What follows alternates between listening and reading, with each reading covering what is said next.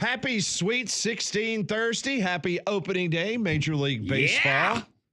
Let's get it. If you're watching us on YouTube, it's a tradition here on Three Man Front. We all wear our favorite jerseys on the opening day of Major League Baseball. Landrum has busted out a brand new Atlanta Braves jersey this year. It's good to see. It's a the nice GOAT jersey. Yeah, this is the Hammer and Hank 44 jersey. I wish that they would wear these uniforms more. I do too. It's a great look. I like that. It's the white jersey with the blue sleeves, and it's got the, what would you call that? It's the feather. It's the feather. Mm-hmm. It's the Atlanta Braves feather. Yep. I love that look. 162 games. You know the significance of the number 162? I did a little deep dive. It is a country code. Every code has a country for international communication and correct. It goes into trade and everything else. The country code for Christmas Island is 162. And every day is almost like Christmas in the Major League Baseball season. That's the closest I could come to correlating the number. I like that. Yeah, thank you. Well, I tweeted out a great quote this morning, wishing everybody a happy opening day. I said, it's like Christmas, except it's warmer. There it is. That's what Pete Rose once said. Mm-hmm. So I can't take credit for that. That was Pete Rose that said that. So much to get into. Molly's got her Barons jersey on, her Michael Jordan Barons jersey. I sure do. So, yep. I wore my Tigers shirt yesterday, but my Tigers jersey I got when I was 8. So I can't wear it anymore, but I have this jersey. So I was torn on which two that I was going to, last year I wore Victory Blue. You did. The ones that we wear on Saturday. Mm-hmm. We're at home today against the Twins, so I busted out our home whites. I was vacillating on whether to wear my Rickwood Field St. Louis jersey that they wore in Birmingham last year. I ended up getting that one, and it kind of grows on me. At first I was not a big fan of it, but I got it, and I liked it. It was Paul Goldschmidt's Nobody jersey. else has that jersey. I wouldn't think. Not here. It's a great jersey. It is. The one that they wore at Rickwood and won. It's an expensive jersey. By the way, against the Giants. All your jerseys are expensive. But you said that one's already kind of weighing you down? It's just, very heavy. This tackle twill. I don't. So one of the, I've got Contreras in my lineup today. But it showed a little rain cloud. So did you guys get rained out opening day last year? No. You didn't? Mm-mm. Okay. Nope. They all run together. No, our opening day, we started off with 4 games in Los Angeles last year. Oh, that's right. Well, we get a little mini playoff series to start our season. And we get to start against the Dodgers in LA this year. Well, we get 4 against the Padres and then 3 against the Dodgers. That's a nice little 7-game start there for the old Braves. Yeah. Maybe it's a sign of things to come. Hopefully we're in the postseason. And with the Braves coming up, just want to remind everybody that you can hear the Braves all season long on the Jocks family of networks. And this afternoon, starting at 1:55 p.m. over on Jocks 2 100.5, it is the aforementioned Braves taking on the San Diego Padres. Chris Sale on the bump. Cy Young Award winner, 18-3 last year. He's going up against San Diego's Michael King. Michael King had a good year. Remember, he played for the Yankees, and now he's with the Padres. He was 13-9 with the sub-3 ERA. So this will be a good opening day pitching matchup between the two. The playoff series that the Braves had with the Padres at the end of the year, Michael King got the start. That was a depleted Braves lineup. Everybody was basically hurt, and he was masterful. So hopefully Chris Sale today can return to the Cy Young form, and we can put Michael King where he deserves to be. And that is not at the top of the heap. So the Sweet 16 will get it underway tonight. Alabama's got the first game. We will spend a good bit of time previewing that along with Auburn's game with Michigan. We have to put a bow on the UAB season. Unfortunately, it ended last night in overtime. That's brutal. On the West Coast, we signed off around 10:45 last night on the broadcast. UC Irvine wins 81-77. The Blazers led by 5 at the half. It looked good. Christian Coleman, once again, he was the main cog in that offense for UAB. He had 21 points last night. How about a career-high 14 rebounds? Nice little double-double for Christian Coleman. Yax Lindeborg, if that was the last game as a UAB Blazer for Yax, because he does have another year of eligibility. There's been a lot of speculation of what his future is going to look like. I saw a mock NBA draft earlier this week that had Yax going in the top 30 in the NBA draft. So if that is the case, you can go ahead and mark it down. He's probably gone. There's also all sorts of rumors out there in the transfer portal world that SEC teams are salivating for Yaxel Lindeborg. But if that is the final time that we see him in the green and gold, He recorded his 26th double-double. He had 13 points, 17 rebounds, 4 assists. And you think about the season that Yaxel Lindeborg has just concluded with UAB, it's pretty phenomenal. If you look at it, he finishes with 654 points. That's the 7th most in UAB history. 420 rebounds. That's the most in UAB basketball history. 157 assists, 66 blocks, which is the 11th most in UAB history, and 64 steals. His 790 rebounds ranks 5th in program history, and he only played there 2 years. 790 rebounds in 2 years for Yaxel Lindeborg. So unfortunately, UAB did not have enough. The horses kind of got in foul trouble, couldn't do the things they needed to do, but UC Irvine advances. Blazers in the campaign 24-13. And listen, you've been along for the ride too, partner. This has been a frustrating year for UAB because they just did not perform well at all in the non-conference, like games against High Point, playing in those preseason. Leading by 27 against a good Arkansas State team at home. Yeah. Blowing a lead. Yeah, just stuff like that. But they got in conference play and they played really well. And they got to the conference championship game and fell short to Memphis. And it was a solid year, as Andy said in the postgame show last night. And now the transfer portal will begin, and we'll see how much of the churn they will have on that roster. You go back to the game versus Santa Clara that we got on Sunday night, and that spurt, that stretch that UAB played, you saw the potential, and you would get that at times, but it was just too streaky, and you would have the lulls, and the lulls is what got this team beat for most of the games that they lost. It was those stretches where it's just like, what happened? Yeah, and Andy will admit this because he said it on the postgame show last night that they have got to find some outside shooters. Got to. They hit 11 three-pointers against Santa Clara. They had 4 last night. 4. They were 4 of 20. And had some really good looks. Oh, but great looks. And so I think that will be one of the areas that Andy will concentrate. I mean, Andy was just an incredible outside shooter. And for whatever reason, the last 5 years that he has been the head coach of UAB, they just have not had that prolific three-point shooter. Yeah. And that's kind of ironic because Andy would literally step across midcourt and he would. The discrepancy, though, in the road three-point shooting that you sent me I sent to that the to home. you before. That was pretty. I found that stat yesterday and it blew my mind. So UAB going into the last night's game at home, they were shooting 30% from behind the three-point arc. That is dreadful. That is terrible. But on the road, it was 38%.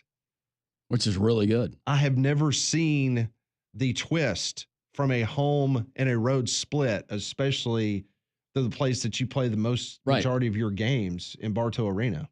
So crazy. Loosen up those rims. Got to do something.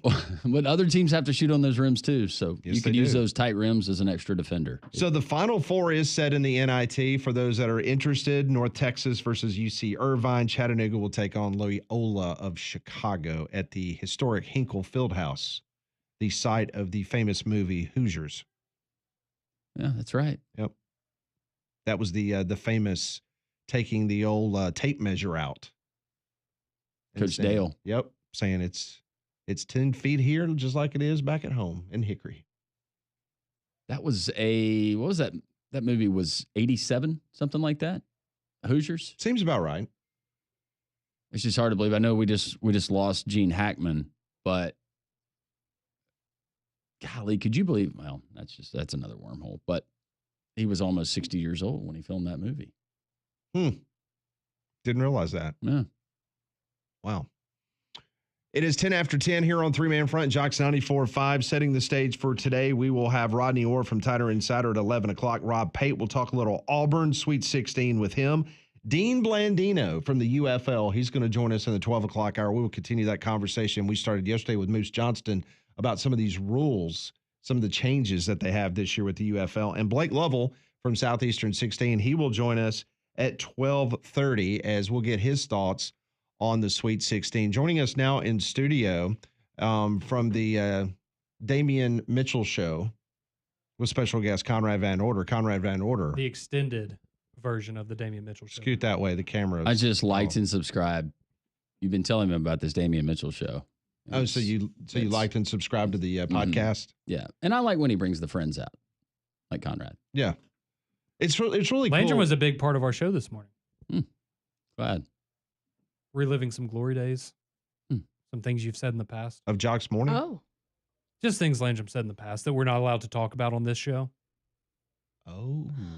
Okay. It being opening day and Oh, yeah. I've had people. Somebody brought that up. I've had people telling me to It use that remains as the a bargaining same. chip the next time that y'all try to get me to do the fish. Totally again. separate. It's totally separate. Yeah, no, and we're not going to talk about it on this show. So what do you think he's Felt wearing? like you were trying to. He's wearing his Yankees jersey, but he's wearing his beanie for Alabama basketball. Not a good look. It's not from a fashion sense. I look horrible. No, you need to tie that together. Yeah, no, it doesn't look great, but I feel great. All right. The reason why we have you on, because there's no other reason why we want to talk to you except about the Alabama preview tonight. How good do you feel about the game? I feel good. Damien asked me on a scale of 1 to 10 this morning how I felt, and I said I'm an 8. So I feel very confident. I Really? think that, I think that the matchup for Alabama is favorable. I think it's the toughest team that they've played, but I think it's the best matchup from a stylistic standpoint for them. And as long as you're able to go out there and, I mean, if you scored 82 against St. Mary's, if you're just able to carry that over against BYU, that should easily be 90 plus. And we know that BYU can score a lot of points as well, but I think Alabama, they're better offensively, they're better defensively, they have the more experienced coach, they have a more talented roster. So if all things play out the way that you would expect, Alabama should certainly win. But as we know, based on the Wisconsin game, BYU shooting very, very well from 3-point percentage in that game, that could make things tricky. It's going to be tough, but So you think this is going to be a track meet? Yes. Does Bama cover? Yes. Okay. 5.5. Is that still It's what down to 5 now. Now 5. Ooh. Some people losing confidence. Yeah. I like that in the over. I think those are two popular. 175.5, I believe. That's what I saw. Yep.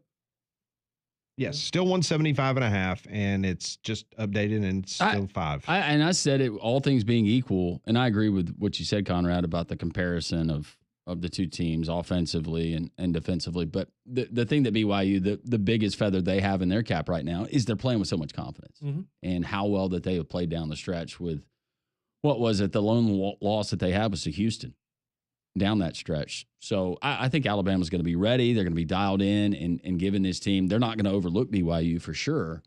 And maybe it helps them a little bit of not coming back home and staying on the road and keeping the eye on the prize, the main thing. You know, I had never really thought about it until we talked to Chris Stewart yesterday. And when Chris brought that up, I mean, because I knew how UAB handled it. I mean, but they were on the West Coast. I mean, UAB flew out there Friday, and then they got a red eye last night as soon as the game ended. But I thought Alabama maybe came back to Tuscaloosa, but it made perfect sense by them not coming back, that they just went ahead and flew to the Northeast and got ready. Yeah, and I actually I asked Wimp about that this morning on Mac and Cube, and he essentially said, yeah, that's the way that I would have handled it as well, right? Because you're keeping the team together, and that's kind of what he emphasized was it can be good to go home and get some rest, but then maybe players are going off and doing their own things with their different friends. There's different distractions. Exactly. And so when you're staying, it's like an extended business trip, right? You're eating together, you're practicing together, you're staying in the same place. Like it's that continuity aspect that you want to keep together. And hey, if it's good enough for Wimp, it's good enough for me. Did Wimp have a feeling one way or another in regards to tonight's game? He felt good about Alabama. He was very optimistic. He certainly seemed to be leaning in the direction of Alabama. So that was good. He says he's kind of the mindset that a guy like Mark Sears shooting as poorly as he has lately, you're kind of overdue at this point for a good game, that to come back, yes, and to have a good shooting performance. And we also learned, and y'all can ask him about this tomorrow, not a big fan of Rick Pitino. Definitely didn't mince words about Cal knocking him out of the tournament, and didn't seem too distraught about not having to watch him in his. Well, one of the best teams anymore. that Wimp had got beat by Rick Pitino in Louisville. So maybe that's why. I'm guessing it probably some more things. Yeah, I'm sure there was probably... No, with a guy like Patino, there'd be nothing else that you could. I think it's Patino's fashion sense. Went with the plaid jacket, Patino with the clashed. It's different. The albino white suit that he wears. It's different. Now, I've told you the story oxymoron. That, when I had an opportunity to be around Rick Pitino on a whole round of golf when he was being hired by the Boston Celtics to be their head coach, that he could not have been nicer like the whole day of being around him. And then when it was all said and done, because, you really get to know people, especially when you're on the back nine at the old Bruno's Memorial Classic, because, that's a very long track on the back nine. And so a lot of fans, until you get to about 16, 17, and 18, you kind of get lost back there. Yeah. And that's when you really get to know people. And he was constantly on the phone during that whole back nine because they were cutting the deal that he was leaving Kentucky to go to Boston. And so he came up to me and Paul afterwards, and he just said, I just want to apologize profusely that, I've been on the phone and I haven't had an opportunity to kind of, hang out with you guys and do this.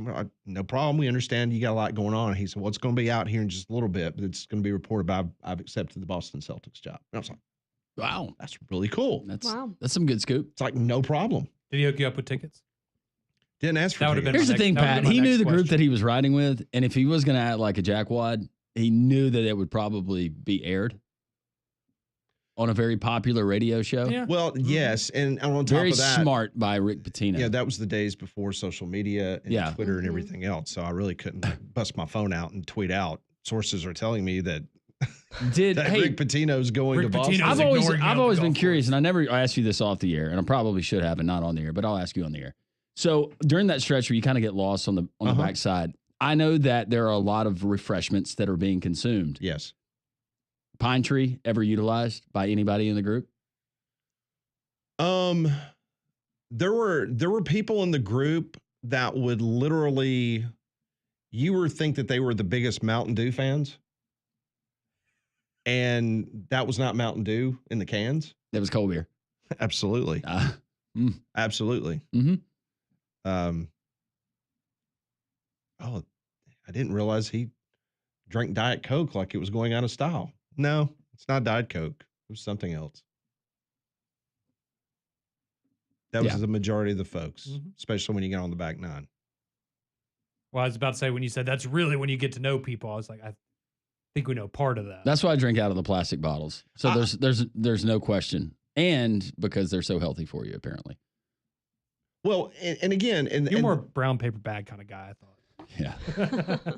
and Coach Sanderson obviously went being in a much high powered situation or stress level from a basketball coaching standpoint and stuff like that, probably has a different, I was on a golf course with Rick Pitino, and he could not have been nicer. So.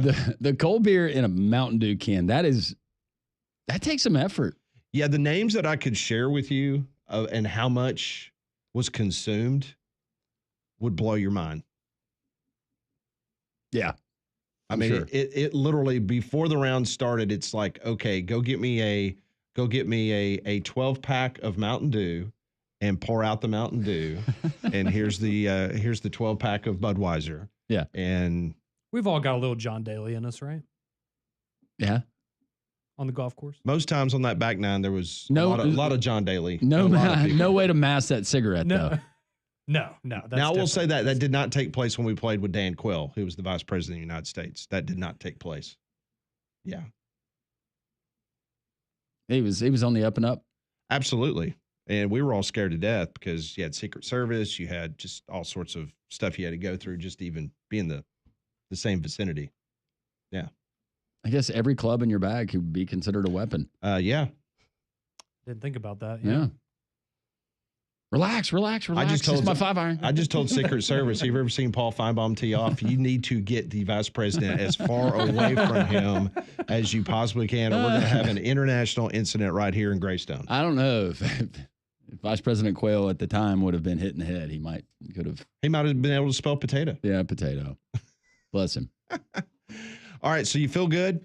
Feeling good. You feel good. This is a great day for me. Yankees at 2:00, Alabama at 6. I'm riding high today. Yeah, and you know what? It's par for the course. Giancarlo Stanton.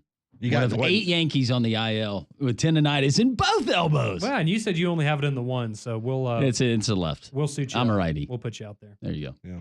Well, good luck tonight, Conrad. Thank you. I appreciate that. Good luck to the Braves and the Cardinals, and the Tigers. I was about to say. And sorry, well, you're wearing the Barons thing. It threw me off for a second. Well, you guys share a league. Well, that's true. That's right. we're competitors. We are. This is Three-Man Front on this Thursday, Sweet 16, opening day, Major League Baseball. The courtesy GMC text lines open 205-834-9450. This is Jocks 94.5.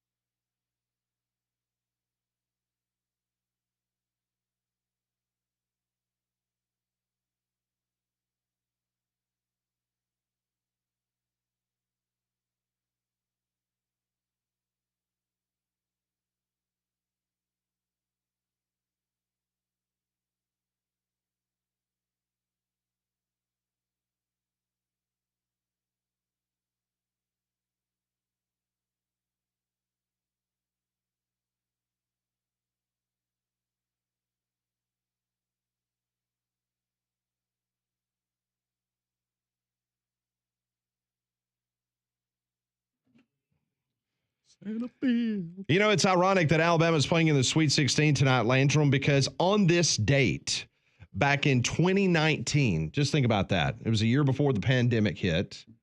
Greg Byrne tweeted out the following: thrilled to welcome Nate Oates to Alabama men's basketball.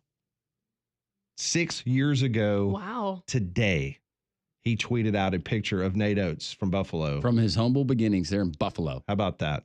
6 years ago today. Well, for flu, pollen, and allergy season, keep your home cleaner with Trane's Clean Effects Home Air Cleaner. It removes up to 99.9% of airborne particles, including those contributing to allergy and virus, and it's proven to be more effective than standard and HEPA air filters. So contact a Trane certified dealer for the Clean Effects Air Cleaner. Okay, so let's set the stage for everyone tonight for your listening pleasure here on Jocks 94.5, as Westwood One will have exclusive coverage of the Sweet 16. It starts tonight as BYU will be taking on Alabama. And then at 6:39 from the West Coast, you're going to get Maryland against Florida. That's from San Francisco. Ty Richardson. How was Ty last night? Did he survive Tenderloin? Molly, any report? Yeah, he did. Okay. I heard from him. All right, good deal. At 8:39, Arizona will be taking on Duke, and then the late night game. Hopefully, Ty's going to take a nap this afternoon because Arkansas's got the last game of the night. They are supposed to tip at 9:09. It will be Arkansas versus Texas Tech. You know, I was talking to Steve. So midnight is when that game will wrap up. Pretty much. Awesome. I was talking to Steve just a couple minutes ago, and Steve Harrison, one of our outstanding salespeople here at Cumulus Media. Resident Cardinal fans. And he told me, he said, have you seen anybody pick Texas Tech in their Final Four? And I kind of stopped for a second. And I said, you know what? I do not recall. I haven't. I've even seen some folks predict Purdue in the Final Four, but I don't think I've seen Texas Tech. So I haven't seen Texas Tech. Yeah. But if you're a Tech fan, you got to feel pretty good considering the fact that you got Arkansas. Yeah, but besides BYU, is Arkansas maybe the hottest team right now in the tournament? They're playing with a lot of confidence, but with Thero and the questions about him, how good is Boogie Flan going to be? But one thing we know about Texas Tech, and that's from their coach and what we saw him do at North Texas, they're going to D you up. Yes. But Arkansas, that I don't think that really affects Arkansas like it would some teams with that kind of style. It's going to be a really good game. Texas Tech, though, in the Final Four, I told you, wouldn't it be funny if that was the semifinal that we got in San Antonio, because that was a game a lot of people thought that we would get back in Minneapolis in 2018, 2019. So looking at the Vegas spreads currently, Bama is a 5-point favorite over BYU. And then you've got Arkansas is a 5.5-point underdog. So that hasn't moved because Brian Edwards told us yesterday he likes Arkansas in the points. And I'm just sitting here looking down the list. You've got Maryland as a 6-point underdog to Florida. Early feeling there. Man, I think Florida rolls. You think so? Yeah. And I know that you have Maryland and I hadn't watched Maryland as much as you had this year in Big Ten play, but I don't think it's a great matchup. I don't. I think that Florida, they find their legs, and after the scare that they had with the UConn, Florida rolls tonight. I like Florida big time minus the 6.5. Yeah, I think Florida, the game against Connecticut was a good game for them to kind of sweat it out a little bit. Yep. And I think Golden probably got their attention, and you might see that offense coming out firing on all cylinders like we saw leading up to the NCAA tournament. So I do have Maryland in my Final Four. And Maryland coming off the emotional win. I don't know. Maybe that doesn't play into it. But I'm like you. I would be surprised if Maryland beats them. Yeah.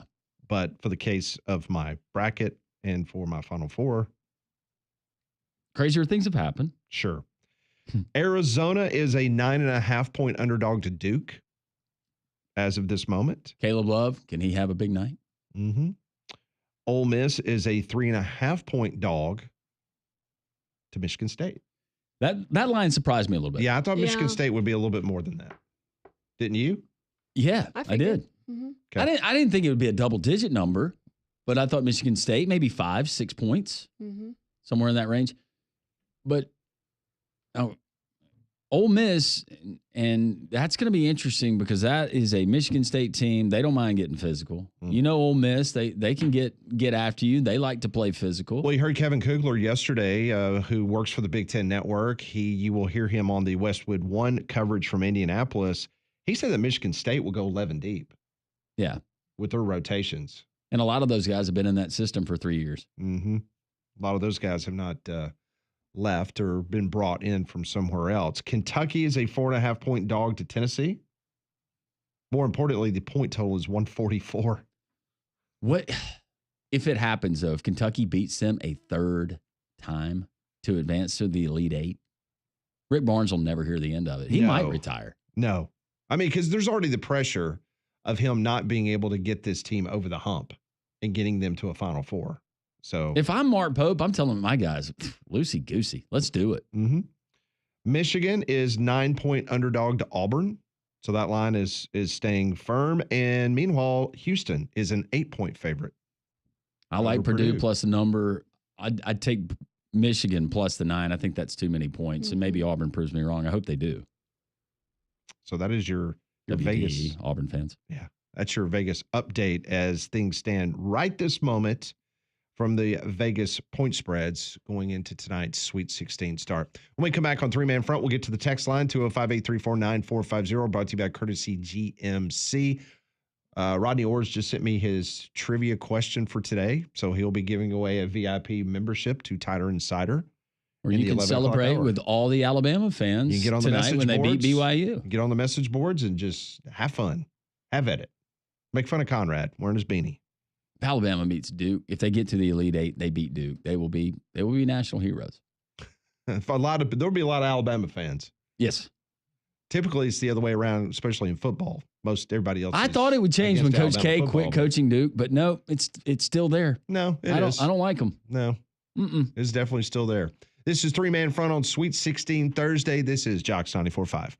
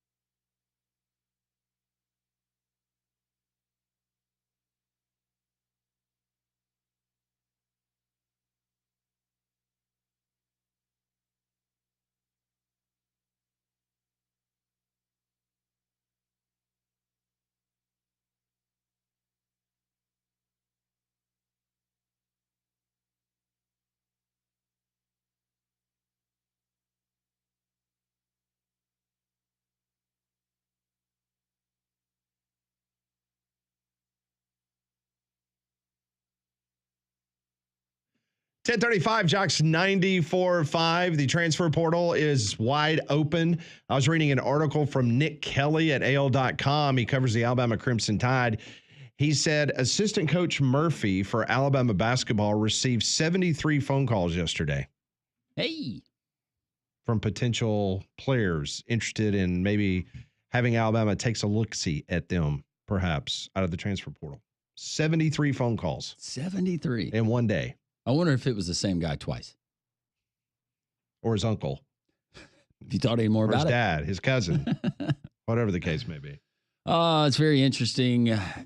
What is very interesting, and it's very, very beneficial to you. It's our friends at Mandu in downtown Homewood. Mandu is electrical muscle stimulation fitness. Quite simply, Mandu is the fastest, safest way to build muscle. And everyone at every age needs muscle. Retaining and building muscle has been shown to improve health in a number of ways. Just going to make you feel better.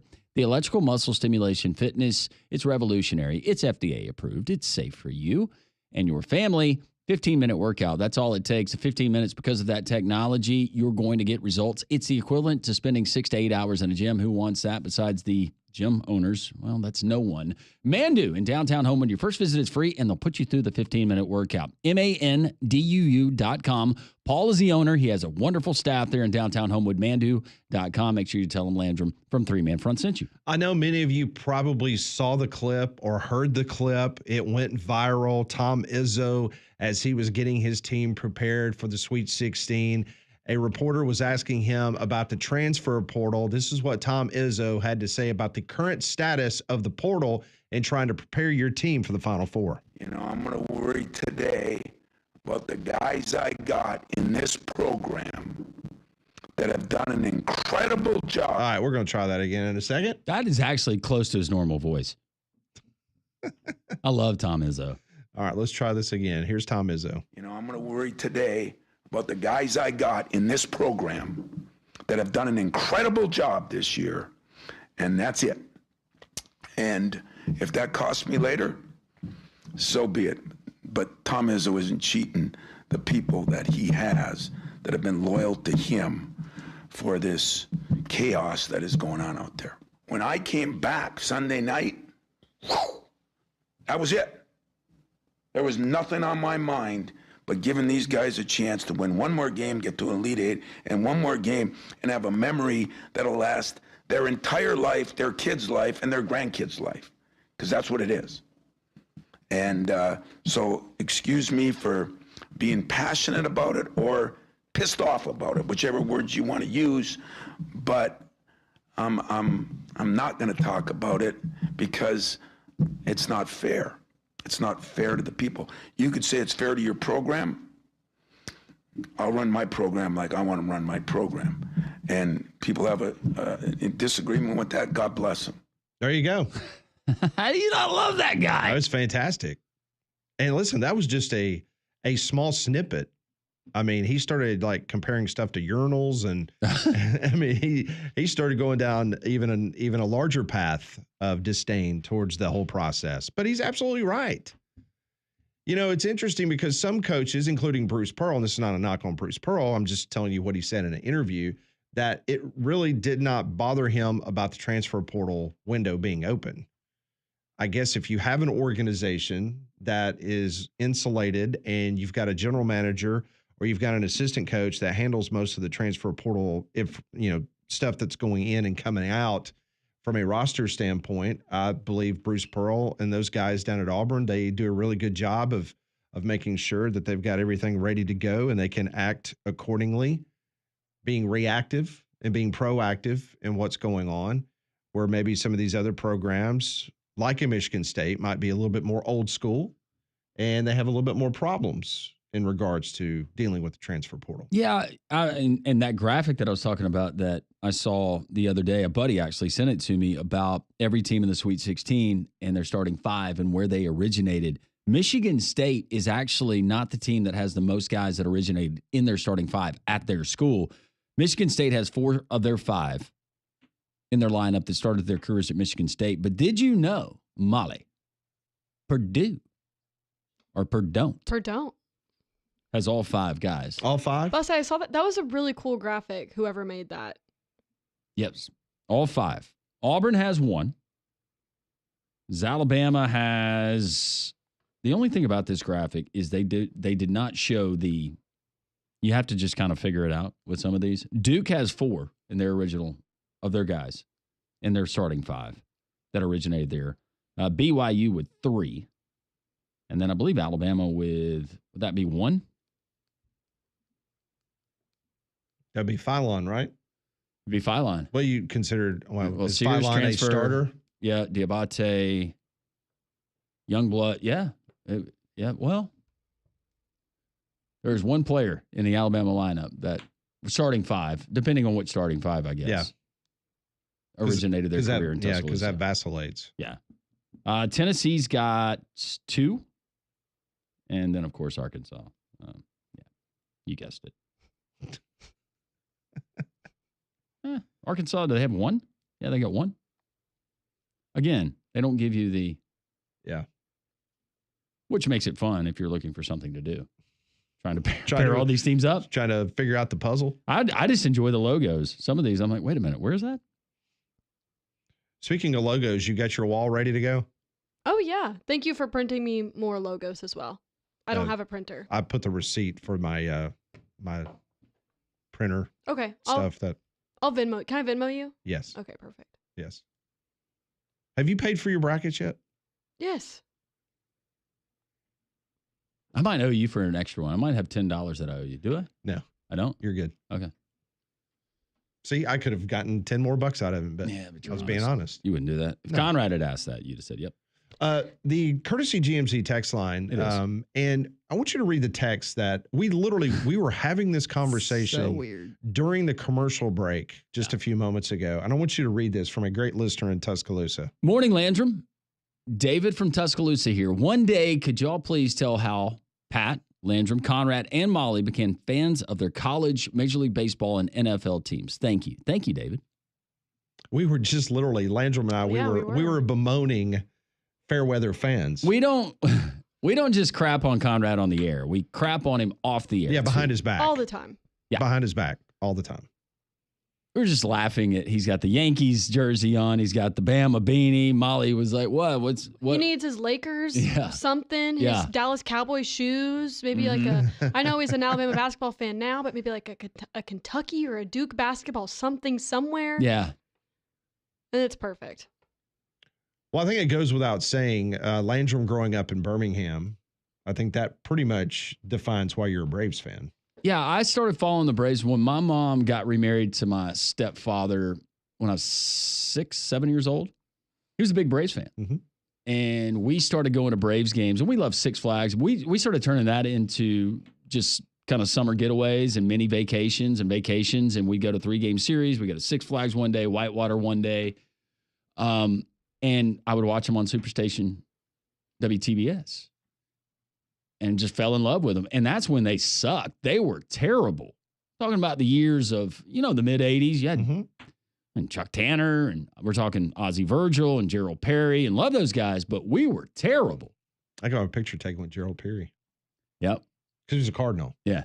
He ended up going to the Cardinals. Gerald Perry was a nice guy. Mm-hmm. Got to meet him when he came in Birmingham. They played an exhibition game, something like that, when they still did that. Hopefully, we're going to get one of those, right? Hope so. Fingers crossed. But yeah, David, we'll go through that one day. Somebody asking, I'm traveling in Tampa, can only listen through the app sparingly. Is JR on today or tomorrow? JR is set to be on tomorrow, I believe, and he'll preview his matchups, give you the free pick on the air. This one rolls in, guys. It says, give me Bama 99, BYU 83. 16-point win. Here you see, Rad.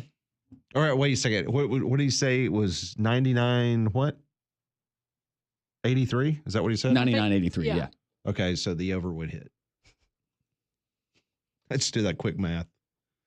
So Alabama would cover And the over. All right, one of our buddies just sent us his bet slip. Oh, can't wait to hear it. It's a 16 parlay. He's got Duke -8, Texas Tech -4, Michigan State -2, Kentucky money line, Michigan +11, and Purdue +10. Wait, he said Michigan +11 and Purdue +10. So he must have bought it because it's a 9-point. It opened up at 9.5 where I saw it the other night.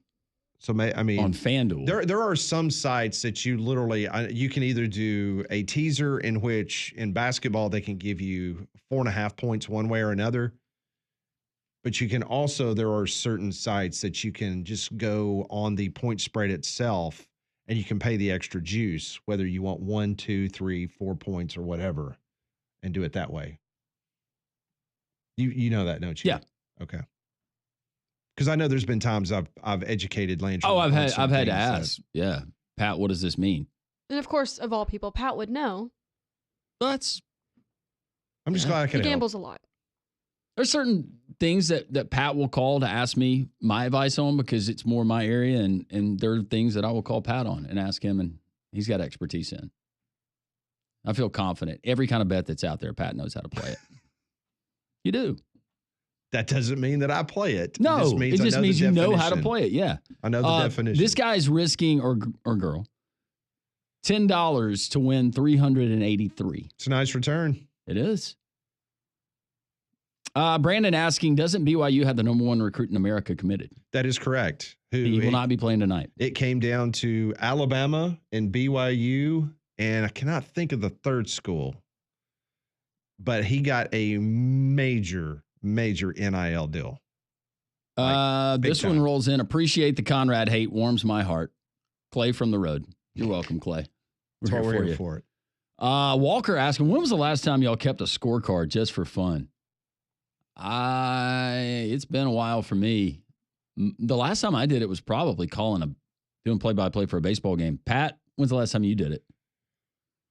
For a Major League Baseball game? Yeah. Because obviously coaching both my sons, there would be times that I would have to keep the book myself. Probably back, I don't know, maybe 10, 11 years old, something like that. I know that when we used to go to Cardinal games all the time, back then you could get a scorecard for 25 cents and they'd give you a little pencil like you would have playing miniature golf, and you would sit in your seat and keep score.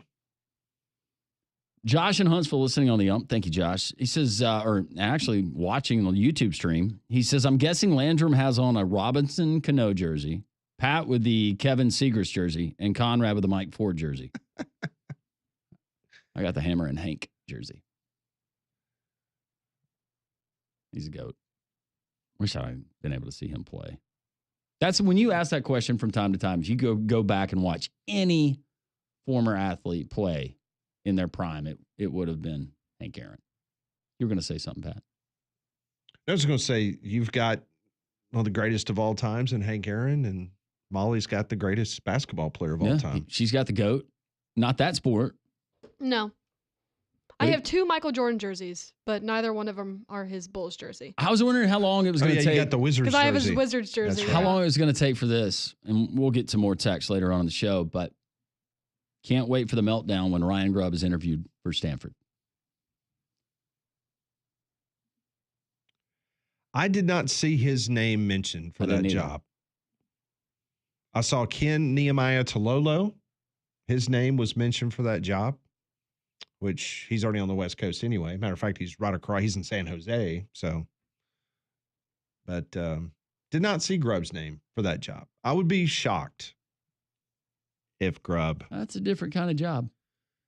It is a different kind of job. And do you really want to get on a plane and fly 4,000 miles to go play a football game?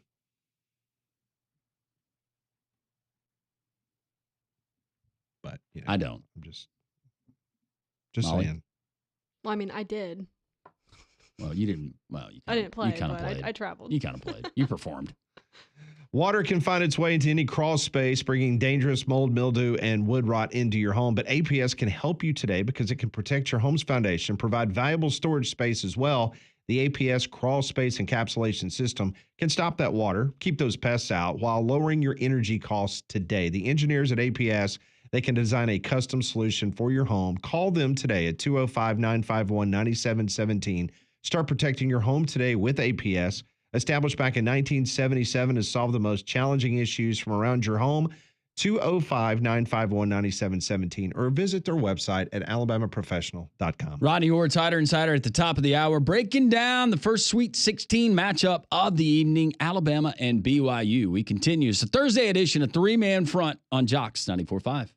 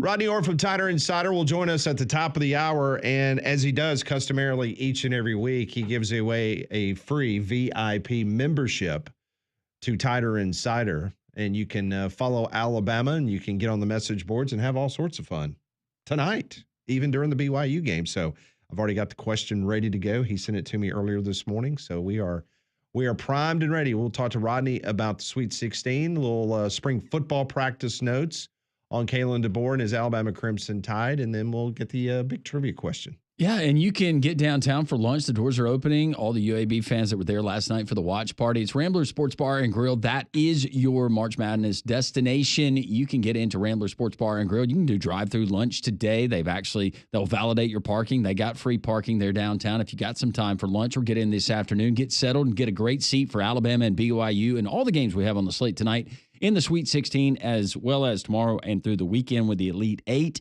283-inch projector screen, 28 video boards, flat screens, Molly, all over the place. State-of-the-art, high-definition sound. Great food and drink menu as well. Rambler Sports Bar and Grill at the Finnick, 1630 2nd Avenue South. Needless to say, the fans of the Houston Cougars are not fans of their location that they are playing. Think about this. This is the driving distance from the 4 Sweet 16 Lucas Oil Stadium schools, okay? Purdue is 65 miles away. Kentucky is 189 miles away. Tennessee is 380 miles, and the number 1 seed that is playing in Indianapolis is 1,015 miles away from Lucas Oil Stadium.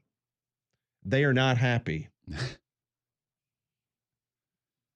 Purdue, 65 miles, Kentucky, 189, Tennessee, 380, and oh, by the way, Houston, 1,015 miles.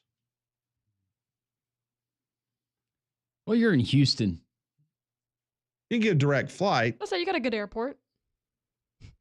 Yeah. I'm just thinking of all the other sites. Would you rather drive to San Francisco? I guess Atlanta, 700 miles. To Atlanta? Yeah. From Houston? Wait, that's airline.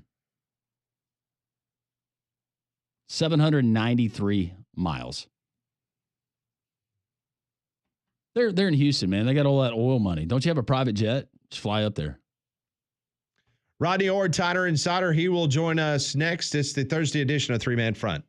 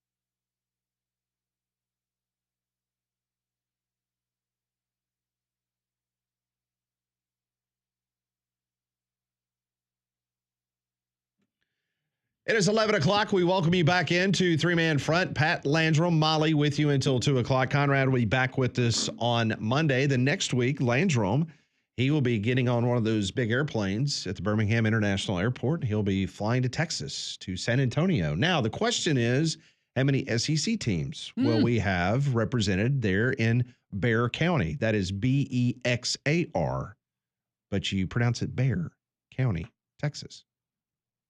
Only somebody who had been from around there would know that. That is correct. Yeah, I didn't know that either. It's like somebody coming here and pronouncing Helena. Right. As Molly raises her Guilty. hand. I was going to leave it alone. If you volunteered, I was going to let you. I embrace it. Speaking of the great state of Texas, man, it's spring break down in Corpus Christi. Those white cowboy boots. Yep, and those jeans that he used to wear. Acid wash jeans. Yep, we're talking about Rodney Orr from Tider Insider joining us now here on Three-Man Front. Hey, Rodney. Man, y'all making me think. Back to the day. Man, Port Aransas at this time of year, it's pretty nice down there, I have to admit. So for those that have never been to that side of the Gulf of America, discuss the difference between the beaches around Corpus Christi and the beaches that you have down at Orange Beach, Gulf Shores, Destin, etc. Well, keep in mind now, I haven't been on the beach in Corpus in quite a while, or in that South Texas area. But I will tell you this, and I'll assure you this: at last sight, the beaches on the coast down here are much better now. It's really not even close. No, I mean, the you're sand is white. I mean, the Corpus the Christi is water more brown. green. The beaches, brown. yeah. I mean, oil spills, and you got all that tar everywhere, and seaweed. Now they try to keep it pretty clean, and there's some aspects of it that's really nice, but I go with the Gulf Coast here. If we're going to compare it to golf courses down there, that would be like named the municipal goat track, and then our beaches here in the state of Alabama would be like Augusta National. Yeah, okay. No doubt. I mean, yeah, and the coast of Florida there. I mean, it's really much better. Yeah, and somebody told me that it all had to do with the way the tides are in the Gulf of America, in regards to why you have certain beaches look the way they look from, let's say, Biloxi, through Louisiana, and then of course the western side of the Gulf of America when you're dealing with Galveston and Corpus Christi, things of that nature.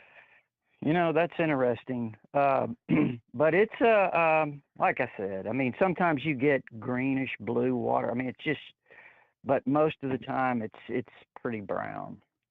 That oceanography update has been brought to you by Tider Insider. I've never been to the Mississippi Gulf Coast on a beach and said, "Man, I really want to get in the water." It's just never happened. Well, okay. That's why you just go to Beau Rivage and just hang out there. Hang out at the pool. Yeah, don't have to worry about the beach. All right, Rodney, let's talk a little bit about some basketball before we talk a little spring football. But Alabama, Sweet 16 tonight. This is going to be an interesting matchup because Vegas says that this is going to be an absolute dogfight in regards to a lot of points scored. Your impressions over Alabama's first two wins in the NCAA tournament, and is this team primed now, in your opinion, to make to the Elite Eight or the Final Four? Yeah, I mean, I thought, they didn't play their best, but they played well enough, obviously, and that's all that really matters. You want to advance. And, again, I think, like you said, this game is going to be really potentially very high scoring. I mean, you got two teams that mirror each other in a lot of ways. They both shoot the threes a lot, shoot it pretty well. I know that BYU doesn't necessarily defend the three very well. They give up a lot of threes.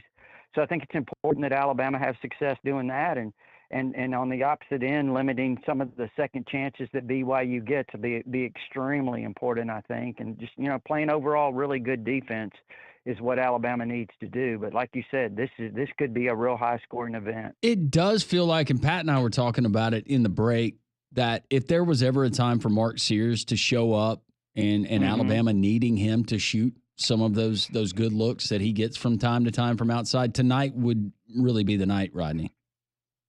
Yeah, no doubt. I mean, he needs to be on. He hasn't necessarily, been in his groove here recently, but it would be a nice time to get hot again. And you got some other guys that can obviously shoot it. I thought Aiden Holloway, he hit a three in the second half that I thought was really a big shot there against in the second game against St. Mary's, and thought he did some nice things. So, they got to continue to be productive. I think Landrum asked me last week who I thought could step up as a third guy. You remember Landrum? I think I said Omori. Omori, yeah. Yeah. He had 17 in the first game. I think he had 10 or something in the second game. And I think he only missed one shot, right? In 2 games. And that was wasn't that like the attempted backwards dunk or something that he missed? So yeah, I mean, he was productive. He was productive on the board. So, again, and I was talking to some other people, and they said, a guy to watch out to step up, and maybe in this game too, is Jaron Stevenson. So we'll see. Rodney Orr joins us from Tider Insider. Towards the back end of this segment, we'll do our weekly trivia question for one of you lucky listeners, and you'll have an opportunity to win if you get the trivia question correct to get a VIP membership to Rodney's website, Tider Insider. So 6 years ago today, Rodney, on Twitter, Greg Byrne tweeted out the following: "Thrilled to welcome Nate Oates to Alabama men's basketball." Isn't it hard to believe 6 years ago it is. Today? Just take us back. What was the initial reaction, if you remember, on Tider Insider and the people that you talked to about this coach from Buffalo coming down to the Deep South to coach the basketball team? Well, it's interesting because I remember someone that portrayed themselves as an insider posted on Tider Insider, "Welcome, Thad Matta." Really? And yeah. And about 10 minutes later, that tweet you're referring to appeared. I don't think that guy's posted since. But yeah, I mean, it was a surprise, but I think a lot of people, as I recall, were very excited because, the track record, the exciting brand that he was going to bring, and, it's kind of come to fruition that way. And, I will say this, Pat Landrum, and I know he had some early success, but there was some kind of mixed, there too. And I just remember some people questioning when things weren't necessarily going extremely well at some point earlier in the career. He was people were saying, "Hey, I don't think this style is going to work. It's not going to work in the SEC. It's not." But I think so far he's proven to be very successful in what they do. What is maybe the temperature of your subscribers there on Tider Insider, not just for this game, but how this could all end up? Is the expectation the Final Four? They think it comes to an end tonight, or ultimately do they think that Duke gets them in the end? You know what? I think honestly, the expectation is, or the feeling that you get from just kind of reading the posters there on Tider Insider is that, hey, you know what? Let's get to the Elite Eight and see what happens from there. A win over Duke, maybe not likely, but let's get there and see what happens.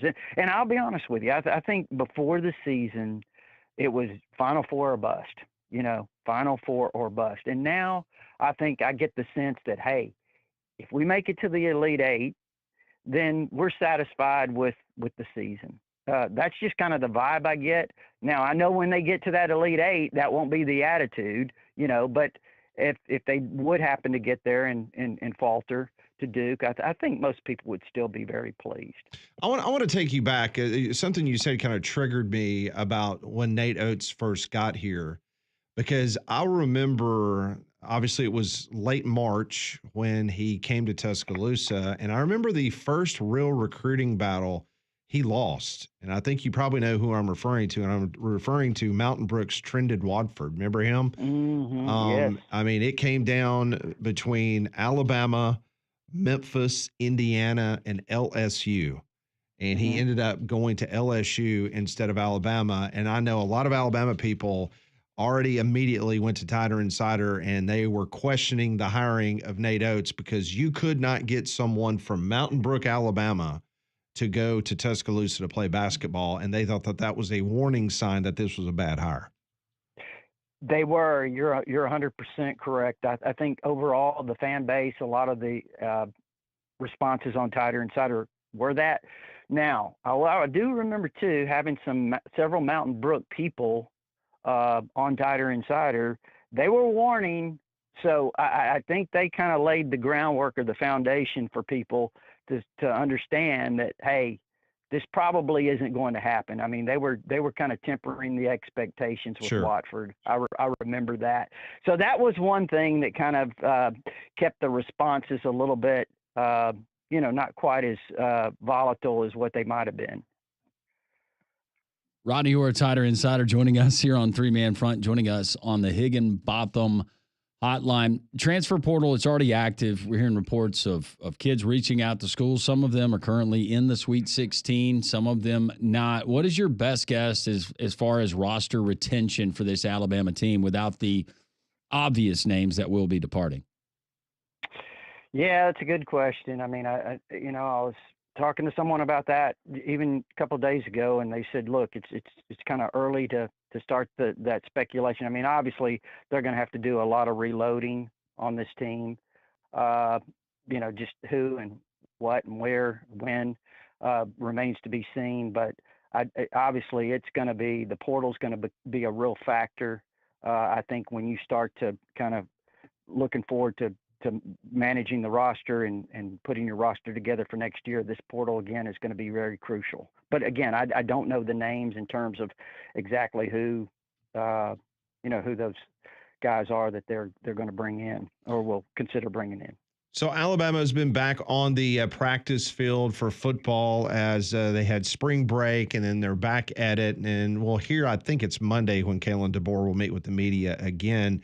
But I just wanted to get your thoughts on what you're hearing, some of the names that have been popping so far during spring workouts. I understand that a lot of guys are injured. Some of the household names that folks are probably wondering about may not be participating because of health issues, kind of sitting out or taking it easy during the spring workouts. But can you give us a couple names, a couple of Sure. the big names that you've been hearing that's been impressing a lot of folks? Yeah. Well, first of all, just kind of overall, the feeling that I've gotten is, or the feedback seems to be, that the defense is ahead of the offense a little bit right now in spring, which is probably what you would like for it to be. Now, again, there's scrimmage this morning. Before we went on, we're waiting for DeBoer to come in for his post-scrimmage comments. But so it's going to be interesting to hear the feedback, what kind of maybe success the offense had in this scrimmage, because again, we have heard that the defense has been ahead a little bit, and but I'm especially, and I know everyone else want to hear, how did the quarterbacks do? Ty Simpson, Austin Mack, Keelan Russell, because like you said, I mean, it can be difficult in a scrimmage when you're going against a defense that, you look at Alabama defensively up front, they should be really good. And I think in the secondary, they've got some really high quality players, but a specific name in the secondary would be Dejon Lee. I mean, he is the corner out of California that everybody's buzzing about. I mean, I had someone over there that I really trust just say, look, you can't hardly throw at the guy. I mean, he's 6'4", he's 200 pounds, he's got arms, extremely long. He's hard to throw over. He's very athletic. That's a name that keeps popping up. And you know what? We were probably going to get to this point, so I'll go ahead and say it if you don't mind. Jordan Edmonds, the corner that just committed yesterday, considered the nation's number one corner out of Marietta, Georgia. He's kind of long too. I mean, he's 6'2" plus. When you think about some of these corners, Dejon Lee, the commitment of Edmonds, they've got a kid coming in from California that they signed in this last class is high quality. Chuck McDonald, they've got Zion Gibson committed out of Gadsden City. I mean, if all that holds to form, we know how it can be. But if all that holds to form, they're going to be really talented at the corner position. I think Mo Lindquist has done a fabulous job, not only with the coaching job he did last year, but I think, just attracting corners. A lot of guys seem to want to play for him. But so Dejoun Lee in the secondary is a name that keeps coming up. Offensively, hearing a lot about guys like Latsier Brooks, the freshman receiver out of New Jersey. This guy's really explosive. But I'll give you one name, Isaiah Horton. We've talked about him many times. Yeah. Miami transfer, wide receiver, 6'4", 210. I think he's another name to really keep an ear out for. All right, so Alabama scrimmaging this morning, so you can go to Tighter Insider and get all the information on that and the nuggets that Rodney just talked about. Each and every week, we are so blessed to have this conversation with Rodney and get his insight on the Alabama athletics program. But also, he has been very kind over the last few weeks that he has been giving away a VIP membership to Tighter Insider by giving us a trivia question, and we allow the listeners to call in, and if they get the answer correct, then we put him in touch or her in touch with Rodney Orr, and Rodney sets it up for a VIP membership. So this week, here is the question. What team did Alabama beat in the Sweet 16 to advance to the Tide's first Elite Eight appearance, and who led Alabama in scoring in that game? Question again, what team did Alabama beat in the Sweet 16 to advance to the Alabama's first ever Elite Eight appearance, and who led Alabama in scoring in that game? If you know the answer to that question, call us at 1-800-239-WJOX. That's 1-800-239-WJOX, and the winner will get a VIP membership to Tighter Insider. Did I say all that correctly, Rodney? You said it perfectly. Beautiful. Fantastic. Yeah, you said it well. Hey, I'm going to give you a little preview. Okay. In a couple of weeks before the 8A game, I'm gonna have a real special trivia question. Okay? Oh, I love it. Gonna have a special. It's gonna be a tricky one. Okay. But the one I've got pegged, I tell you what, Pat and Landrum, I'm not just gonna go 1 year. I'm gonna go a 2-year membership. Whoa! Whoa! Look at that. We'll put music to that question. Man, so this is going to be a good one then if it's for a 2-year membership. That's solid. That is very solid. Yeah. Oh, that is great. Yeah. Well, Rodney, I wish you were in studio right now because we have got about 10 phone lines, and it appears that all 10 are ringing off the hook as we speak. So we got a lot of Tighter Insider fans and a lot of people that one guy ready. that we know is an Auburn fan calling in. So, well, you can, wow. yeah. are they allowed? Of course they're allowed. Well, they get really upset about that on TighterInsider.com about having rival fans. So we try to be cautious. So you don't let all fans. I thought it was just Tennessee and LSU fans you wouldn't let on the message boards. Well, no, we don't care if they subscribe, but posting that gets to be really That can become it's hard to problematic. monitor. I understand. That's very when Rodney problematic. has to. All right, to Rodney. Well, monitor. we're going to go to a commercial break, and then we're going to get to all these phone calls that they believe they know the answer to. What team did Alabama beat in the Sweet 16 to advance to the Tide's first ever Elite Eight appearance, and who led Alabama in scoring in that game? So I will be in touch and let you know who the winner is. Hey, I appreciate it, guys. Thank Look forward to next week. Hey, Thanks, likewise. Rodney. Thanks, Rodney. Have a great weekend. Take care. That is Rodney Orr from Tighter Insider, one of the best people you will ever have an opportunity to meet. And he joined us on the Higginbotham Hotline. You deserve solutions that are built for you. Higginbotham's your one-source solution for insurance, financial, and HR services. Those of you on hold trying to answer the trivia question that Rodney just gave out from Tighter Insider, we'll get to those. We'll see who the lucky winner is. Rob Pate talking Auburn at 11:45, 3-man front here on a Thursday. Jocks 94.5.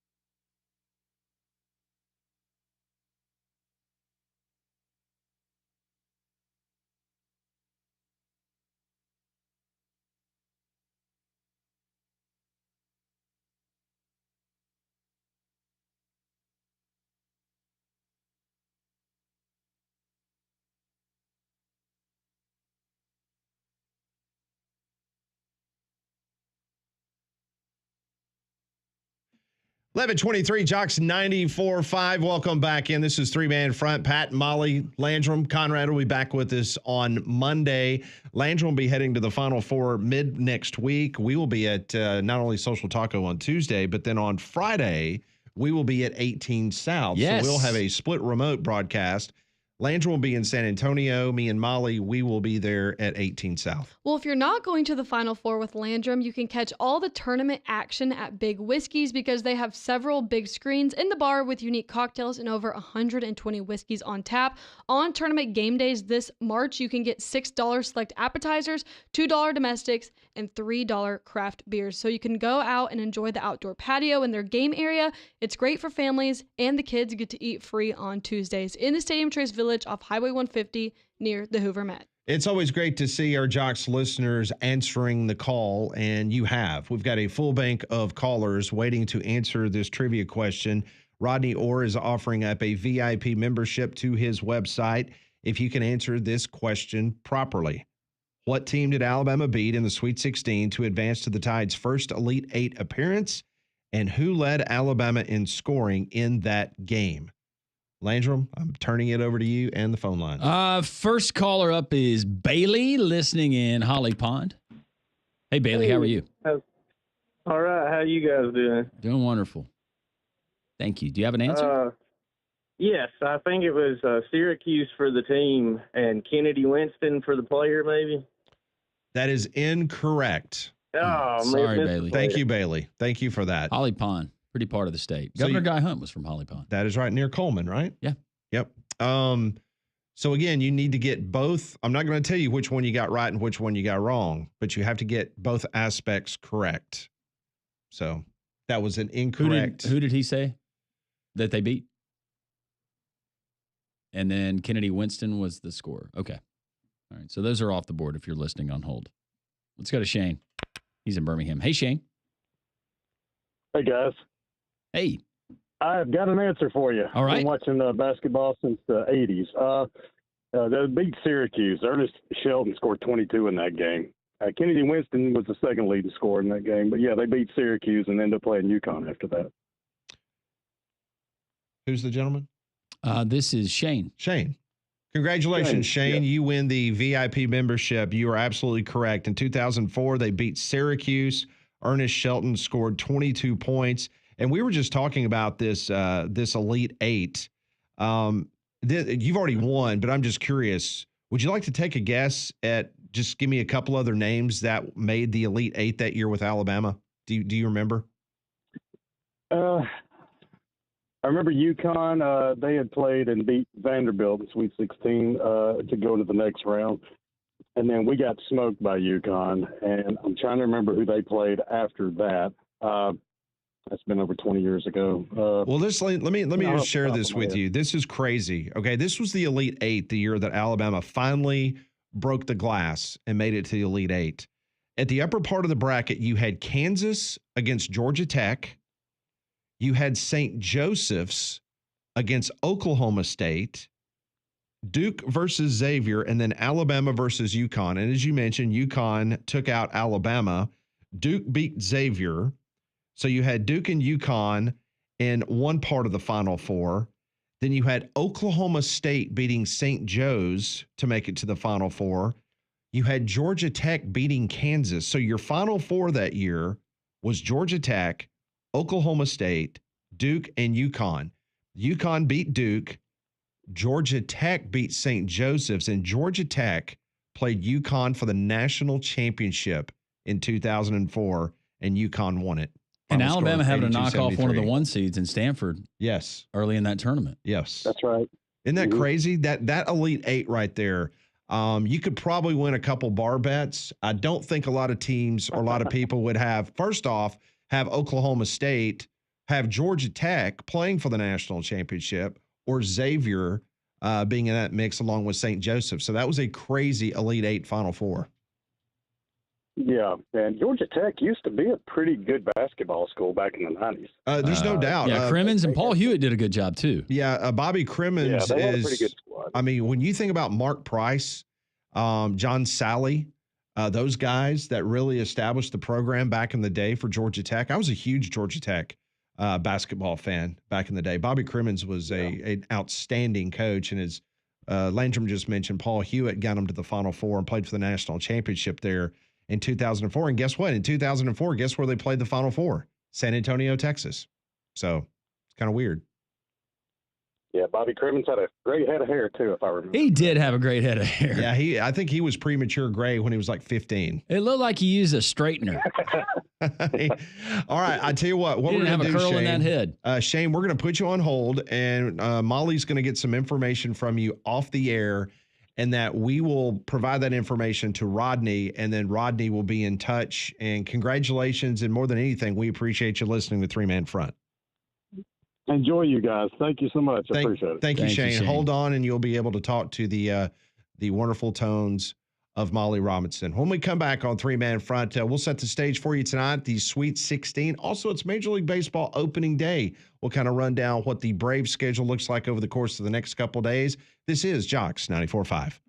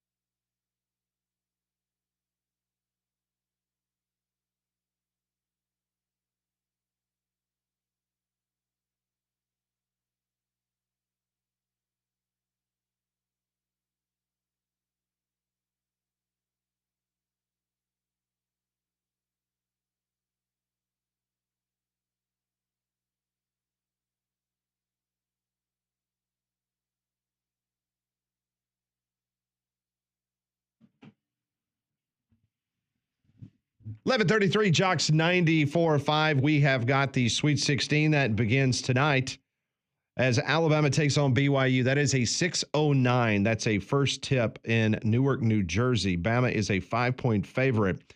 The second game, which will be the first game from San Francisco, that will tip about 30 minutes after Alabama gets started. That is Maryland versus Florida. So you'll have two SEC teams battling it out at the same time. And then at 8:39 from Newark, it will be Arizona versus Duke.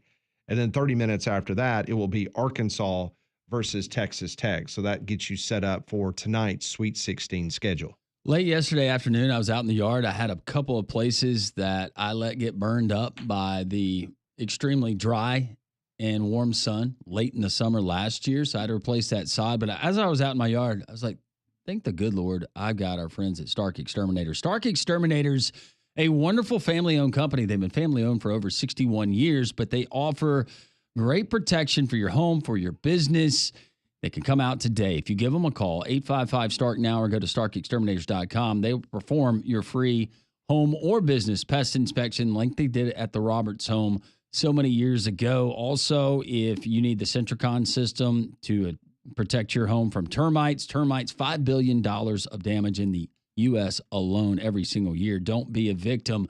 Call Stark Exterminators. One of their professional members will come out to your home or your place of business. They'll thoroughly inspect it inside and out and come up with a customized solution for you. Stark Exterminators. Give them a call today for the free home or business pest inspection. 855-STARK-NOW, or go to starkexterminators.com. And when you do so, make sure that you tell them Landrum from Jocks 94.5 sent you. So I came across this stat, and it kind of struck me as I was like, wow, just did not realize this. And this isn't really like a trivia question to you and Molly, but I was just curious to see if you guys would walk down the same road that I kind of walked down. So if you take the 14 teams from the Southeastern Conference that made the NCAA tournament this year, okay? Mm-hmm. I started looking at some numbers of how many all-time wins that those 14 teams have and their success in the NCAA basketball tournament. I'm not talking about national championships won. I'm talking about wins in the tournament. It goes without saying that Kentucky is number one, okay? Yep. All time in the SEC. They have 132 wins all time in the NCAA tournament. So now think about the other 13 teams in the conference. Who do you guys believe would be number two of the teams that made the tournament this year from the SEC? Most tournament wins? It might surprise some people. Just off the top of your head, of who you would think. I know Alabama's going to have a lot. I'll say, what about Tennessee? Okay. So you said Tennessee. I was going to say Florida. You say Florida. Neither one is correct. Oh, man. Would Alabama be it? No. Okay. Oh. Coming in with the second most wins behind Kentucky of the current SEC teams that played in the NCAA tournament this year is Arkansas. Well, I didn't say Arkansas. 52. But see, I went down the same road Molly did. Right. I thought Tennessee. No, I said Tennessee. No, I said Florida. No, you said Florida. You said Tennessee. Okay. I was thinking about all the great players that they've had over their history. That was because when I started seeing this, I was like going, okay, well, this is gonna be Tennessee. Mm-hmm. But then it made perfect sense about Arkansas. No, that does make sense. Arkansas makes total sense. Yeah. Yeah. So Arkansas is number two. Would you like to take a guess? Have we named the third? Have we named the third? There has been the third team has been mentioned in this little conversation that we've just had. I will. Would it be Tennessee? I'll give you this hint. They've won 47 games. So keep that in mind. You had Kentucky at 132, Arkansas at 52. This next team has 47. So they're 5 behind Arkansas all time in NCAA tournament wins. It's got to be Alabama. This one surprised me. It's got to be Alabama. You got Alabama. Yeah. I'll take Tennessee. You take Tennessee. Yeah. It's Florida. Man, I should have stuck with Florida. Why didn't you stick with your first impression? I don't know. I second guess. Does that not surprise you? Well, now that I think about it, though, I think back to Andrew DeClerc. Everybody's going to think about Billy Donovan. You're thinking about era. the back-to-back national champions. But also Lon Kruger. I'm thinking about those years. You had Sloan down there. They had some really good teams. Shout out to Dwayne Shensis if he's out there listening. Kentucky 132, Arkansas 52, Florida 47. Now the next team on the list has 42 wins. Tennessee. Alabama. You go Tennessee, Mm-hmm. you go Bama. Is that your final answer? That's my final answer. Oklahoma. Dadgummit. Does that count though? I don't think it should. Well, now hold on. You got to be in your years 5. About You got to be in the league say, 5 I don't years know how before I we feel start about that counting answer. your history. But hold on a second, because you can almost say the same thing about Arkansas. Okay, that's You true. can, Yeah. Because Arkansas had tremendous success. unless you before come they got into the conference SEC. and you immediately win a men's basketball Well, and that's what they championship. did coming in. And we take you right in. So I'm sorry, Molly, Welcome. but we have to take the schools that are now part of the SEC. Yeah, whatever. Oklahoma. The next team is 2 below Oklahoma with 40 wins. Tennessee. Alabama. Texas. All right. So if you're keeping score at home, you got Kentucky, Arkansas, Florida, Oklahoma, and Texas. Now, there is a 10-win discrepancy between Texas and the next team on the list with 30 wins. Alabama. Vowels. It's Tennessee. Yes. It was going to be one of them. I got one eventually. right. So two behind Tennessee, coming in at 28. Are you going to go ahead and give your stock answer, Langelo? Alabama. It is Alabama. Okay. Alabama with 28 wins. Next on the list of most NCAA tournament wins is Missouri I with see that. 23. Yeah. We'll count it. Next with 21 wins is Auburn. Okay. After Auburn, it's Texas A&M with 15. Mississippi State, who has gone to the Final Four, Mhm. 11. Vanderbilt has 10 wins. Ole Miss, 7. And this next one blew my mind. Georgia has 5 Woo. total wins in NCAA tournament play. 5. And they went to the Final Four one year. Now, not in the modern Final Four. where you had to 4 win. Wow. So 4 of those wins came in one run. Well, keep in mind, No, that I'll have was to look at it was maybe before No, that's the right. 64. That's right. It might have been Hugh when it was Durham. 32. That was Hugh Durham. I think it was 32 then. Early 80s. I think that's correct. Yeah. Was that pre 3-point line? May have been. The 3-point line did not, I think it was 82 Mhm. when the 3-point line, when the ACC kind of brought in the 3-point line as a experiment. And then it was adopted a couple years later, I think. But I don't know, that Georgia, 5 wins total in the NCAA basketball tournament Yeah, that's all hard. time. That's hard to believe. Wow. Yeah. So which of those surprised you the most? One way or another. That I could not believe that they had that many wins, or a program that did not have as many wins as you thought they should have. Oklahoma is as high as they finished. Yeah. I'd go OU. That surprised me. I know that they've had some good teams and some notable coaches that have coached there, but that was not a name that I thought would be in that group. And then on the flip side, Georgia with 5, that's mind blowing. Yeah. I knew that they weren't towards the top, but 5? Vandy has double the amount of wins in the NCAA tournament than Georgia does. That's hilarious. all time. And you think about Ole Miss with only 7, and think about it, 2 of them came this year. And then Yeah. back in 2001, they got to the Sweet 16. Mm-hmm. So within just 2 years of 2001 and 2025, that's the majority of Ole Miss's wins in the NCAA basketball tournament. And I'm guessing that Bruce Pearl at Auburn, he would have the most of any coach, and then you would have, of course, Cliff Ellis and Sonny Smith. I love history like that. Me too. Especially when you think you know the history. Yeah. Right. Yeah. And then all of a sudden you've been gaslit. Yeah. And you're sitting there going, that can't be right. Like, there's no way that Georgia has only won 5 games in the history of the NCAA basketball tournament. Or, and if you take it outside of that and just go NCAA tournament history, if you ask somebody who kind of watches college basketball, hey, how many titles does Michigan State have in basketball? The majority of people you talk to would say at least 3 Mm-hmm. in the modern era. They've been to a lot of Final Fours. You hear about Michigan State a lot. They've had some really good teams. Yeah. I need more of that trivia from you. I try to. That got me going. I try to do what I can. I'm not very good at it, but I really enjoy the attempt. But see, you guys were just like me, because when I saw it, I'm like, okay, well, I already know this. Kentucky, okay, yeah, got that right. And then I was actually thinking, because of the longevity of the conference, I was thinking Tennessee. But no, Arkansas. Like you, Landrum, perfect sense. Like after I saw Arkansas, I was like, why didn't I think of Arkansas? That's a no-brainer. Man, Scotty Thurman. Yeah. Oliver Miller. 40 minutes of hell. Yeah. Whew. And then you start going down the list and like going, Yeah, that makes sense. wow. And even when they consider themselves down in the valley, they still going to NCAA tournaments. Yes. Just weren't making deep runs. Yeah.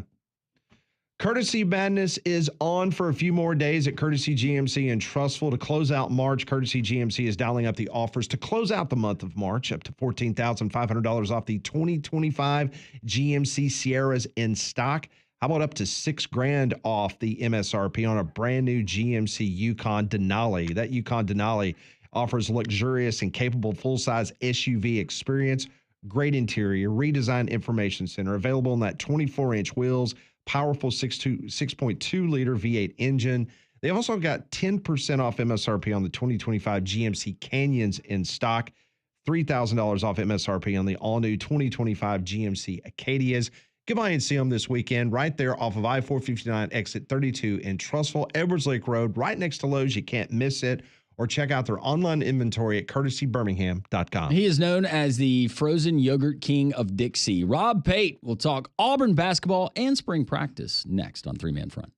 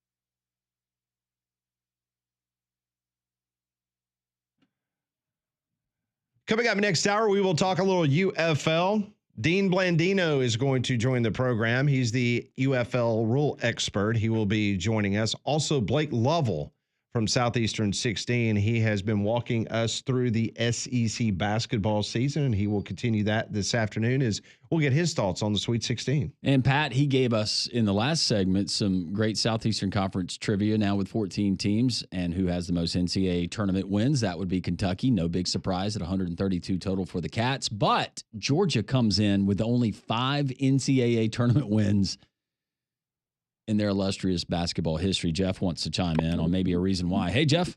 Hey, guys. How you doing this morning? Doing well. How are you? Good, good. Hey, that Georgia, that history, I don't know if you all are aware of it. That was 1983. Okay. That was the year after Dominique had already left. He left after his junior season. And lo and behold, they go to the Final Four. That was the team with Vern Fleming. I don't know if you remember him. Yep. I sure do. James Bone. And there was a kid from Birmingham. I don't know if you all remember him. I can't remember in the high school. Gerald Crosby. Okay. All right. He's from Georgia. He was I think it was the backup point guard on that team. Wow. That is great. And yeah, Hugh Durham was the head coach, right? Yes. They beat North Carolina to go to the Final Four that year. Wow. Gerald Crosby, it says here that he played was it McAdory? I'm not sure which school he played at. Yeah, it might have been a different Gerald Crosby. Wow. Well, thank you for the phone call. That is some great information. We appreciate that very much. Thank you. All right. Thank you, guys. Appreciate it. Jeff. Yeah, that's amazing. Georgia, 5 tournament wins all time in NCAA tournament history. Well, a team that's trying to get another one on Friday is the Auburn Tigers. Joining us now on the Higginbotham Hotline, good friend of the program, Rob Pate, former DB at Auburn, joins us now. Rob, what's the confidence level for the Tigers to get to the Elite Eight or maybe to the Final Four? Oh, I mean, I think the confidence is high. It's they've prepared for this all season, and I think that they've built a resume that gives them the confidence to feel like they can beat anyone. And they have played pretty well in this tournament. I don't think they've hit their peak, but I know they haven't because their best player hasn't been the offensive presence that he is capable of being. So I think that they still got a higher ceiling that they can reach towards. And I think being in a familiar setting, a place that they have played many tournaments and in games in that venue is going to be helpful. So I think the matchup is tough. I think 2 7-footers going against a director of player personnel and KT Harrell that was on this staff is not something that gets talked about a lot, but he's going to know exactly what Auburn likes to do and why they want to do it. And then the having Trey Donaldson over there that knows kind of the strengths and weaknesses of this team. It'll be interesting to see how it unfolds, but I'm excited. My boys and my son-in-law, we're going to head over there and go to the game. And first time I've ever been to an NCAA tournament game. So I'm pumped for it. Oh, wow. Didn't realize that with you growing up here in Birmingham and having some of those great regionals that we had at the BJCC back in the day. But Rob, I did want to ask you something you said about Auburn's best player, that being Janai Broome. He does not look like himself for whatever reason. Auburn doesn't need him if they get the production from the other places like they did against Creighton. They don't have to have him scoring 25, 30 points, but some of the bunnies, the easy looks that he was getting there in the paint that he missed from point blank range and the free throw shooting has been dismal. Do you think this is between the ears for Janai Broome, or do you think there's something else going on? I think it's probably end of season fatigue. I think that, as the season got tight down the stretch, Auburn's offense went from being, the ball inside to Janai, and then as he gets double teamed, he's looking to kick that ball out quickly, and other guys were scoring. And right there towards the end of the year, they kind of got away from that. Everything still ran through Janai, but he was putting the shots up even through double teams. And it was almost like other guys didn't want to take the big shot. They expected him to do it. And I don't know if that, with the combination of his injury, that he's had a couple of injuries that he's battled through. The effort's there, the rebounding is there, but the finishing hasn't been there. And he's a guy that gets a lot of friendly rolls. I mean, it's amazing how much iron and board and how many different areas of the basket that ball will touch before it goes in the hoop sometimes for him. But he's not lacking in confidence by any stretch. And I think having this extended break is going to be beneficial probably to Janai Broome than anyone else that's remaining in this tournament. So I would expect him to come out and look true to form like he's been earlier in the season. I think this is his best opportunity to do that. Rob, we have talked about this throughout the season for both Alabama and Auburn because the expectations are so high based on their roster retention, based on how much money they're spending on NIL. The coaches, Bruce Pearl and Nate Oates. I'm not going to ask you about Alabama, but I will ask you about Auburn. In regards to this team and the success, they won the regular season, but if this team does not get to a Final Four, would this be considered a failure of a season?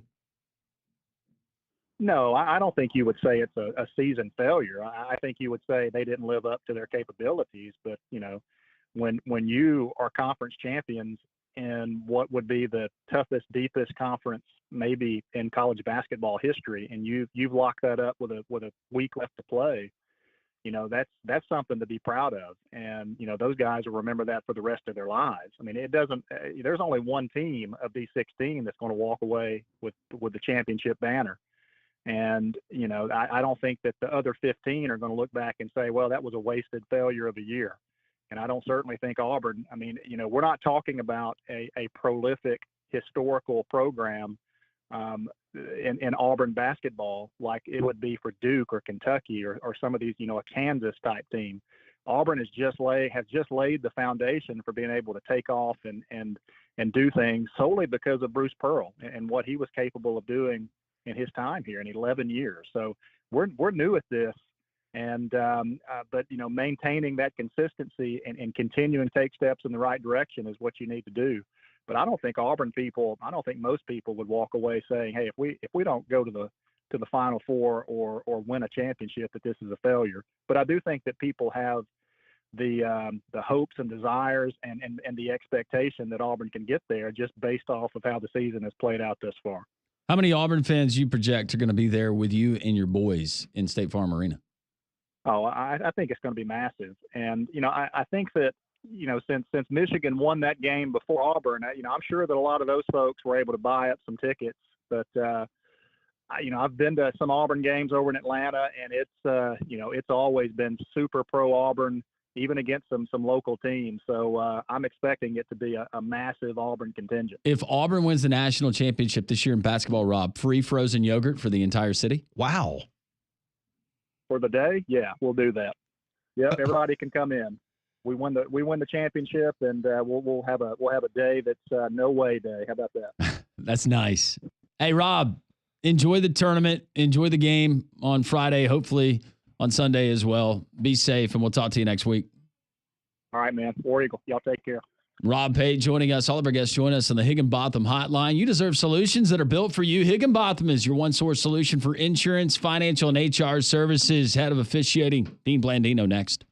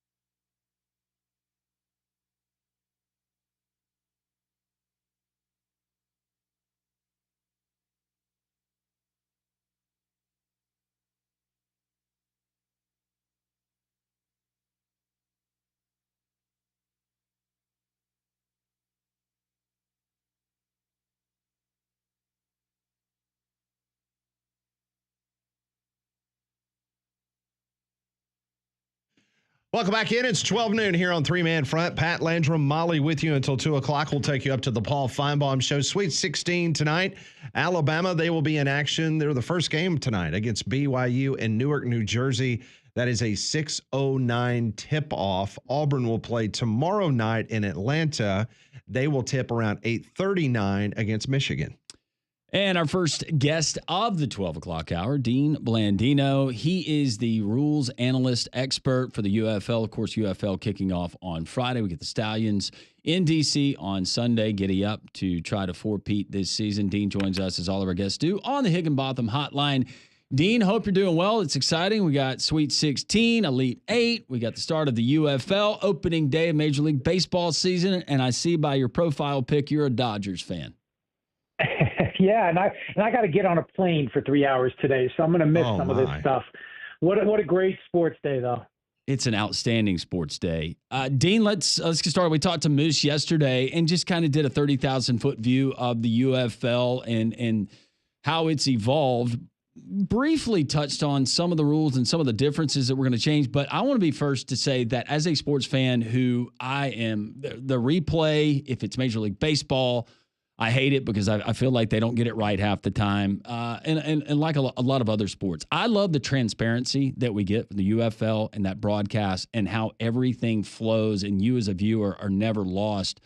First of all, I just commend the UFL and everything that's been put in place. But as far as changes this year and what we're going to see as a viewer, what is going to be the most noticeable change to the game as we knew it? Yeah, so the first big one you'll see, opening kickoff will look a lot different than it did for the UFL last year. We're going to what the NFL did this year, what was really a spring football play, the dynamic kickoff. So that'll be our major change for this year. With a couple of tweaks, we're going to move the kicker back to the 30. The NFL kicked from the 35, and then we're going to have the touchback when the ball's kicked directly into the end zone. That's going to come out to the 35, which is something the NFL is probably going to do next week when they vote on their rules changes for next season. And we feel like that gives us a great chance to have, upwards of 80, 90% in terms of kickoffs returned. And we think that's an exciting part of the game. In regards to the onside kick, I know there's been many debates about that and what to do about onside kicks. And I know the UFL, you guys feel very strongly with that and the elimination of the onside kick. Kind of take us down that road. Sure. We looked at that play, and with a lot of the changes to the kickoff over the years, it's become increasingly difficult to execute an onside kick. And you look at last year, the NFL, 6% of onside kicks were successful. There's an insane stat that since 2018, NFL teams that attempted onside kick, they are 2 and 364. So it's really hard. And when you don't have a viable option to get the ball back late in the game when you're down multiple scores, then the games aren't as exciting. You don't have those great finishes, and we want our teams to have the ability to come back. And so we feel like the 4th and 12 conversion gives them a real chance. Last year, teams attempted it 7 times, and they were successful 3. And so that allows you to come back late in the game, and I think it keeps our games close, and that's what's going to keep people, interested and engaged. Dean, what are we looking at as far as super challenges from coaches this year? So the super challenge was what we used last year, where a coach could challenge anything as long as they had a timeout. And this year we're going to add a second challenge if the coach is successful on their first. We felt like there were some instances where coaches used them early in the game and used them properly and got the change, and then they were done for the game. And we wanted to give them that opportunity to say, if you win the first one, you're going to get another one. Still need a timeout, and our coaches really like that. And again, our goal in the replay system is really twofold. It's to prevent an officiating error to have a significant impact on the outcome of the game. And also, you mentioned it, to be transparent, to let people in and be able to listen and see what's happening, so they may not always agree, but they're not going to go away scratching their head going, I don't know what just happened. Dean Blandino joins us from the UFL rules expert, officiating. Hey, we're talking all these things as we get ready for the UFL kickoff this weekend. So if I understand correctly, still no extra point kick attempts, correct? It's still going to be the 1 point, 2 point, and the 3 point conversion options, right? That's correct. So it's runner pass, and you can go for 1 from the 2-yard line, 2 from the 5-yard line, or 3 from the 10-yard line. And really that 3-point attempt, what we've seen is that's more of a when you need it, that most teams aren't going for 3 just as a general philosophy. Usually they're going for 2. But we know that 3-point try could be impactful if you're down 9 points late in the game and you score a touchdown. Now you have an opportunity to tie the game versus needing another score. Dean, if there's a complaint as far as human error, and I realize that with these officials, they're human beings, error, that's going to take place, but you try to eliminate as much of that as you can. I've been a proponent for years, and I'm not smart enough to figure it out. With all the technology that we have, why do we not have a chip in a football that can help with some of these things? As far as complaints that officials get, whether it's the professional level, college level in football, is the spot something that is probably one of the most contentious topics when it comes to officiating and accuracy? No question. It's spotting the football by an official on the field is not an exact science. And we've seen that. And it is, when you watch it, there's such a disconnect between how the game is officiated on the field. The official sees it once, full speed from their angle, has to make a decision. And then what do we get? We get 5 different slow motion replays, and we get to critique that decision. So yes, I think there is an opportunity for technology. We've been testing, the NFL is testing the chip in the football. Some of the challenges with that is we have chips in the football, and you'll see this year, and you'll see it on the broadcast, quarterback throws a pass, and with that GPS technology, you'll be able to say, okay, that pass was 40 miles an hour, it traveled 13 yards, whatever it may be. The next step is, can you take that location and then combine it with a moment in time, right? Because if we're thinking about a play at the goal line, it's not just where the ball is when in relation to the line. It's, okay, when was the knee down? When was forward progress stopped? So you've got to combine those 2 things to really have a viable process in place to help the officials with the spots. Dean, do I understand this correctly? Last year, there were 8 players on a field that had helmet speakers, and this year it's being increased in the UFL to 10. Is that correct?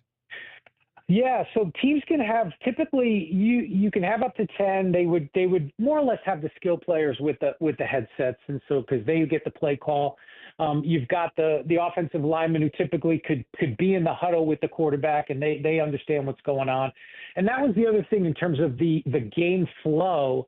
And we've got a 35-second play clock. We're starting the clock outside 2 minutes after incomplete passes. So we want the game to flow and move and not have a bunch of stops and starts. And getting that play call through the headset, I think it gives us more football action versus standing around and just waiting for the next play. So, yeah, we're excited about that as well. I'm curious, Dean, with the stuff that the UFL has implemented for their games, how much attention is being paid by the Shield, otherwise known as the NFL? Sure. I think they're paying attention. And I spent a long time at the NFL, and we, have a lot of former colleagues, and we've got some great relationships and communication with the NFL. Obviously, our broadcast partners, Fox Sports, ESPN, they're same thing with the NFL, and they are. You look at the kickoff that they implemented last year. That came from the XFL kickoff. I think they're looking at different things that we're doing, especially on the transparency part. I don't think, whether it's the NFL or Major League Baseball, it's not perfect. Replay isn't perfect. There's going to be mess ups, but I don't think it's a replay problem. I think it's a transparency problem. And I think if they could give us a little more insight into their process, speaking for the NFL, I think that would help. Dean, I read that it appears that you were just talking about the working relationship with the NFL. And so I read where there's going to be 4 NFL officials that are going to work UFL games this year, I guess, to get more seasoned experience for working in the NFL. Did I read that correctly? And that relationship, kind of expand on that a little bit. That's correct. So one of the things we always hear about football officials is they're not full-time, right? What are they doing during the off season? And so we used to, when I first started at the NFL in the mid-90s, we had NFL Europe, and we would send our officials over to NFL Europe, prospective officials, college officials that we were looking at to bring into the NFL, and they were able to work and get additional snaps. So in our conversations with the NFL, we came up and said, hey, if you want to give us some officials and that guys that or gals that need extra reps, let's give them those reps. And so we've got 4, and these are going to be officials that are in typically their first 3 years, and that's so it's not going to be a veteran official, somebody that's been in the league. It's going to be somebody that is just making the transition to the NFL, and we want to give them more reps on professional football reps, and we feel like that's going to be a real positive for both. And we'll see if we expand on that. We have 4 this year, and then maybe we move to more NFL officials next year. How do you make the cut? I'm curious. I know that you just mentioned with some of the NFL referees, but for the other men and women who aspire to be UFL referees, how does that process work? So they're all college officials. There's an extensive scouting program across the country, and the NFL has a development program that they look at officials really at all levels, officials that are maybe starting out or they're in Division II or Division III, and then all the way up to FBS, Division I, Power 4 conference. And so we looked at all of those officials that were in that development program. We've done our own scouting. We had staffs, the USFL and the XFL, the staff that we built going back to 2020 in the XFL. So these are all top-level college officials that are on the NFL's radar. And again, this gives them, in addition to working their fall season, this gives them additional reps. It gives the NFL an opportunity to see them more, get more tape. And we've had every year, we've had spring football officials graduate up to the NFL, and that's really the goal. And so these are top college officials. You'll see some of our referees that are working. You saw them work the Orange Bowl and the Cotton Bowl and the Rose Bowl, and these are top level officials. In your opinion, since you've been around the block a couple of moments officiating in the National Football League and been around with these different spring leagues, in your opinion, what's been the most significant advancement from a rule change in football? Well, I think instant replay. I go back to 1999 when we brought replay back into the NFL. I think it was a game changer, and I think it's been positive. It hasn't come without hiccups, but I always, think about a game today without replay, without the opportunity. Just think of one touchdown that it's obvious that it's not a touchdown with no ability to change it, especially now with social media and the sports betting and everything else that goes on around these games. I think that's probably been the biggest impact and the biggest rules change. Other than that, I think the NFL has done a really nice job in terms of player safety and advancing health and safety and making sure it protects the players from unnecessary risk. And that's kind of, we look at that when we make rules and changes and things like that. You're always looking at health and safety. You're looking at competitive fairness and officiating consistency. You want to kind of stick to those 3 things when you're thinking about changing rules or adding new rules. Yeah, you mentioned you got the long flight today. Give us a sneak peek. What does your weekend look like with this being the opening weekend of the UFL? Yeah. So I'll be flying to Houston today. We have our opening night tomorrow night, and we've got a board meeting, and so I'll be at the game, and then Saturday right back to LA. And then in the command center on Sunday for our 2 games. My colleague Mike Pereira will be in the command center for Friday night and Saturday, and then I'll be doing the 2 games on Sunday. And then next week it starts with coaches' questions and training tapes and evaluating all the plays. So it's an exciting time. It might be a while before you can get to Chavez Ravine to watch your Dodgers play. I know. I'm not, with the Dodgers, I'm looking forward to October. Let's get through the season healthy and let's see if we can, a lot of expectations. I don't know. Yeah. I would think with that roster, you guys should be just fine. Hopefully my Braves can at least muster a season series win. If the Braves, if they stay healthy, I think they'll be right there. Dean, thank you so much for taking time. Very informative, and we appreciate it. And we're excited about the UFL. Giddy up from us here in Birmingham. Thanks, guys. All right, Dean. Dean joining us. He is the rules analyst. Everything you need to know, as you just heard there, about the UFL and some of the innovative changes that they're introducing this professional football season, the spring football season. All of our guests join us on the Higginbotham Hotline. You deserve solutions that are built for you. Higginbotham is your one-source solution for insurance, financial, and HR services. Well, for flu, pollen, and allergy season, keep your home cleaner with Trane's Clean Effects Home Air Cleaner. It removes up to 99.9% of airborne particles, including those contributing to allergy and virus, and it's proven to be more effective than standard and HEPA air filters. So contact a Trane certified dealer for the Clean Effects Air Cleaner. So Alabama was on the practice field this morning in Tuscaloosa. Some early reports from their first scrimmage of the spring practice session. We'll give you that information next. This is Three Man Front on Jocks 94.5.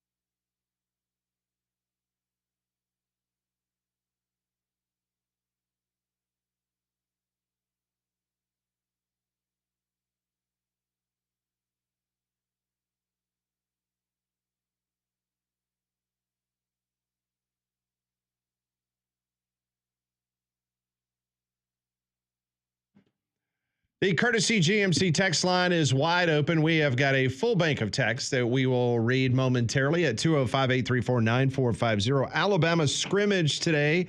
Spring football practice going on down in T-Town. And Coach Kalen DeBoer met with the media. Give you a couple quotes. They were asking him about the quarterback situation.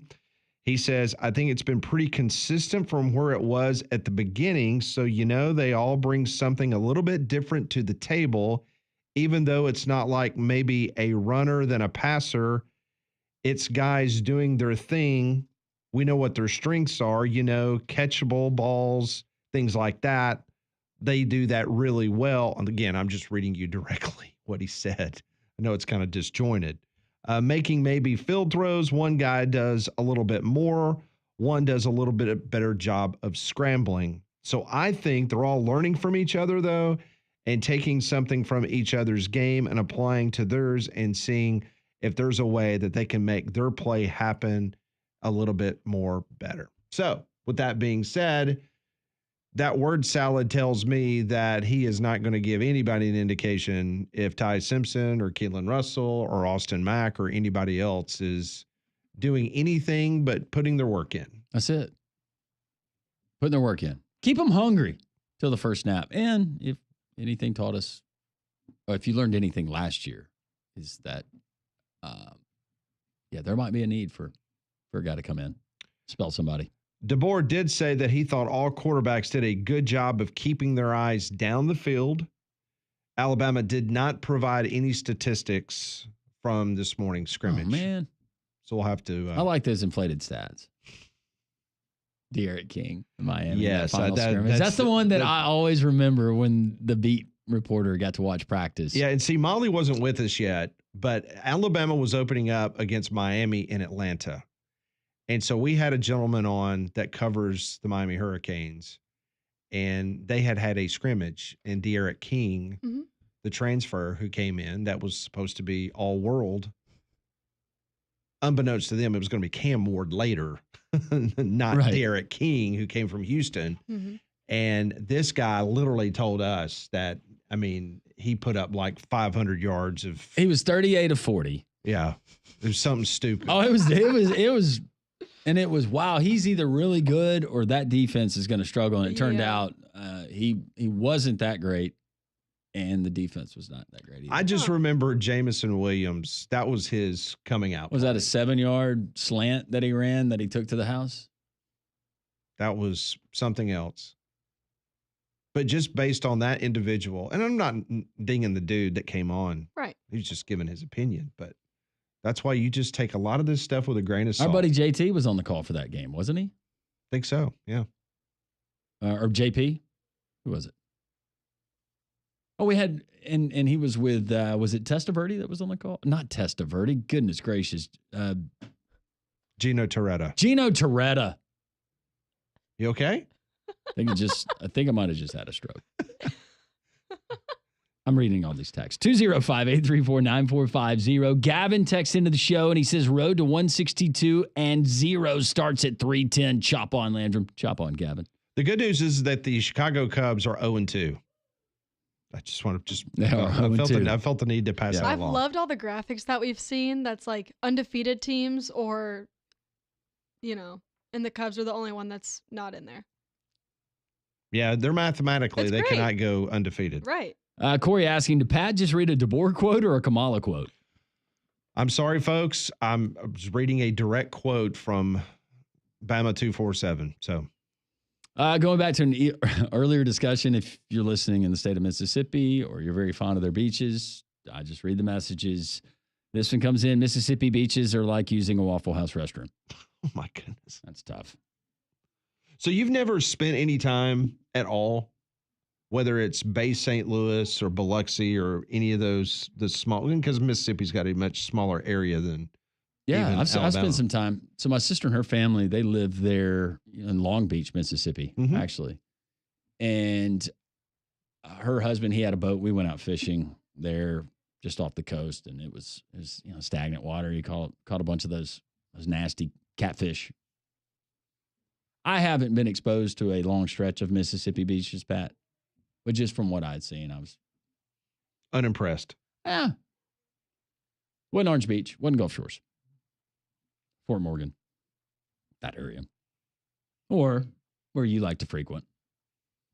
Destin. 30A. 30A. Destin, Seaside. Yes. I'll take my golf cart to the beach. We'll have some wine and some cheese. Mm-hmm. Maybe a Perrier. I told you about seeing Emerald at the Publix down there. No. Yeah, Santa Rosa. Did you go, bam? Nice dude. I've eaten at his restaurant in New Orleans. I ate at his restaurant in a casino that had opened. That was the one that I went in, and the second pool, I hit the like $1,200, whatever. And so I was like, hey, I'm going to treat myself to Emerald's. It was good. Emerald's in New Orleans. It's fantastic. He was not there restaurant. When I was there. Going back to my last comment. Hopefully there's no burnt toast smells in the studio. I don't think so. Right? I don't smell it. Are the Braves going to be on any of the Jocks networks this year? Yeah, it starts today, 155. You're home for it, baby. Jocks 2, 100.5, and you'll hear the wonderful tones of Barrett Sallee. He is your pregame and postgame host of the Atlanta Braves Radio Network. Jake says Molly for sure takes her golf cart to the beach. Yeah, she does. There's no doubt. She was telling us, she was bragging about it, charging it up for the weekend. I don't have a golf cart. She I hates, wish I did, though. She hates that she has to get out of the air condition. It's one of those enclosed ones, those fancy schmancy ones. It's like the Pope Mobile. And she has her bougie beach set up with a tent that has the little side. She's got the ceiling fan that runs from back. By the way, those things are awesome. It was an Ole Miss family. Last summer I was down there, and of course it was going to be a whole Ole Miss family. I'm sure they set up in the Grove, even when there's not a game going on. And they had a ceiling fan that hung from the tent that was battery powered. Of course. Wow. It was nice. They were very generous. Ole Miss people's never lost a party. No. That is true. Not at all. Undefeated. This one rolling in. Josh in Huntsville says, just curious if y'all have time, what NFL or college stadium could you see hosting an NBA game? Because he said today in 1998 at the Georgia Dome, Michael Jordan scored 34 points in a win over the Hawks in front of 62,046 fans, the largest crowd in NBA history.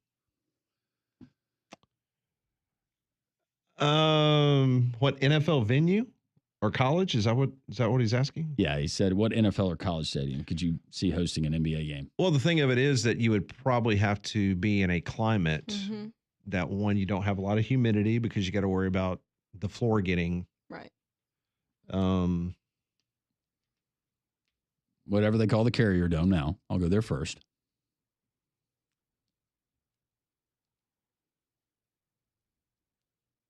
I did read where San Antonio, they're hoping to break at this year's Final Four national championship game. I think they have the record for the largest crowd ever for a national championship game. It's 64,000, and they're thinking they can get 68 in there this year. And that last 4,000 that they cram in there, that'll be the ticket.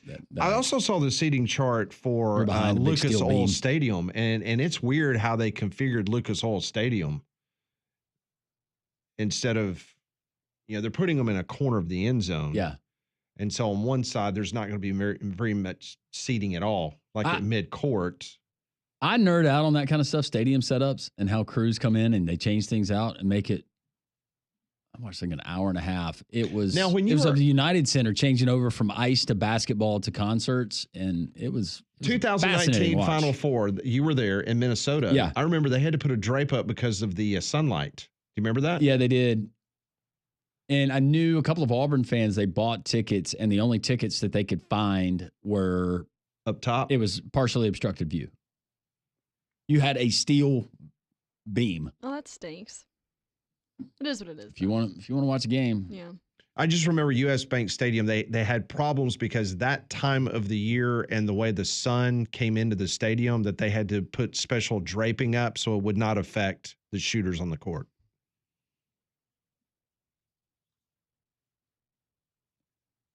Another one rolling in. Cody says Bama 91-88 was Sears buzzer beater. After listening to Conrad and Damian all morning and the game getting closer, I'm feeling more and more confident. Bama 102-77 roll Tide, roll Conrad, chop on Landrum, Molly go Tigers, and Pat Cardinals suck. That was a tough one. Wow. There at the end. Appreciate that. Appreciate that very much. He didn't say you suck. He said your team sucks. That's fine. They did 2 years ago. You're projecting them to suck this year. I mean, It's okay. The Tiger, we've been there too. Well, I mean, I need Contreras. We do too. I need a career year. He's not got the tools of the trade on this year, so he gets a little salty there. He's playing first base. Yeah. So, Blake Lovell from Southeastern 16, he will join the show next. We will talk Sweet 16. Bama on the court tonight at 6:09. This is Jocks 94.5.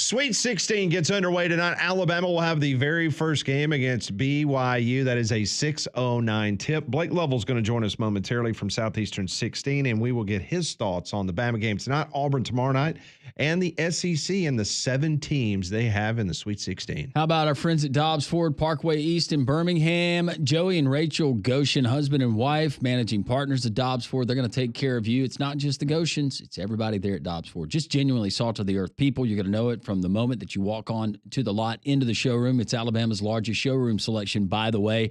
Top dollar for your trade, no hassle process. You're just going to enjoy the experience. They have some of the same inventory you're going to find at other dealerships. Yes, that is correct. But they'll beat any competitor's price. And I promise you, you're not going to find anyone nicer and just, again, genuinely great people. That's what separates our friends at Dobbs from some of the other dealerships. DobbsFordBirmingham.com. Check them out. The F-150 is a wonderful fleet of Mustangs, maybe a Mustang convertible from Molly just in time for the warmer weather. Broncos and Bronco Sports Explorers and Escapes. DobbsFordBirmingham.com is the website. Go see and feel the difference, and make sure you tell them Landrum from Jocks 94.5 sent you. On the Higginbotham Hotline, he joins us each and every week. Talk SEC basketball. Blake Lovell from Southeastern 16 joins us. Blake, 7 of the 14 teams that made the big dance are now still playing basketball. How shocked were you that that number was 7? Did you think it would have been higher? Yeah, I mean, look, guys, I said I thought that 6 was probably, I think, meeting expectations if you got at least 6 there. And so I think to have 7, I think maybe a little surprised in a good way. But, again, we always say this tournament's about matchups. And, even for teams like Arkansas and Ole Miss that a lot of people didn't maybe think would get here, when the bracket came out, we said, hey, I mean, there's a path there. When you look at the matchups for those two teams, it seemed like Arkansas could sort of solve some things defensively that Kansas and St. John's could not solve offensively. And then, of course, with Ole Miss, I mean, sure, I was one of many that probably overreacted to what North Carolina did against San Diego State and started to rethink things a little bit on that matchup. But you look down, you said Iowa State, Michigan State, those are two defensive-minded teams. That's kind of what Ole Miss, I think, wants. And so, yeah, I mean, to have the top teams still there, except for Texas A&M, I feel like if you're the SEC, you're feeling really good about 7 because, again, I know a lot of people overreacted nationally saying, well, some of those teams lost at the beginning and you go from 14 to 7 and all this. But those are the teams that, finish whatever, 10th, 12th, 13th, 14th in the SEC. But the fact that they still have the top teams available, that's a good spot to be. If you're going by analytics, and we'll start with the game that leads us off tonight, you've got 6 seed BYU taking on 2 seed Alabama, 6:09 there in Newark. What about this matchup do you really, really like for Nate Oates?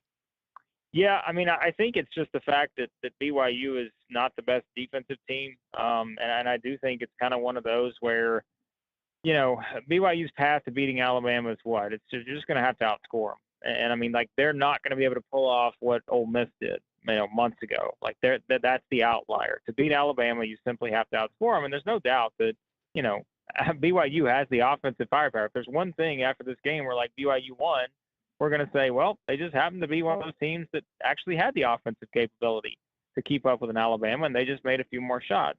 But if we look up and say, well, Alabama won that game 101-86, it's going to be because Alabama simply was able to attack, I think, a lot of potential areas, BYU defensively. And I think that's probably what it comes down to. And also, it's the coaching matchup, right? I mean, we've seen Nate Oates in this spot before.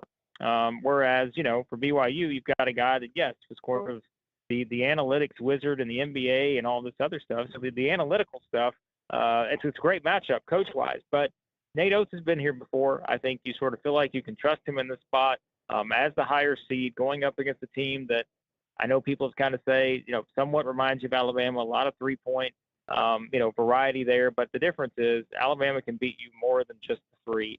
And I think their ability to get to the free throw line is also something that I think we could see play out in this matchup. And Alabama's favorite here.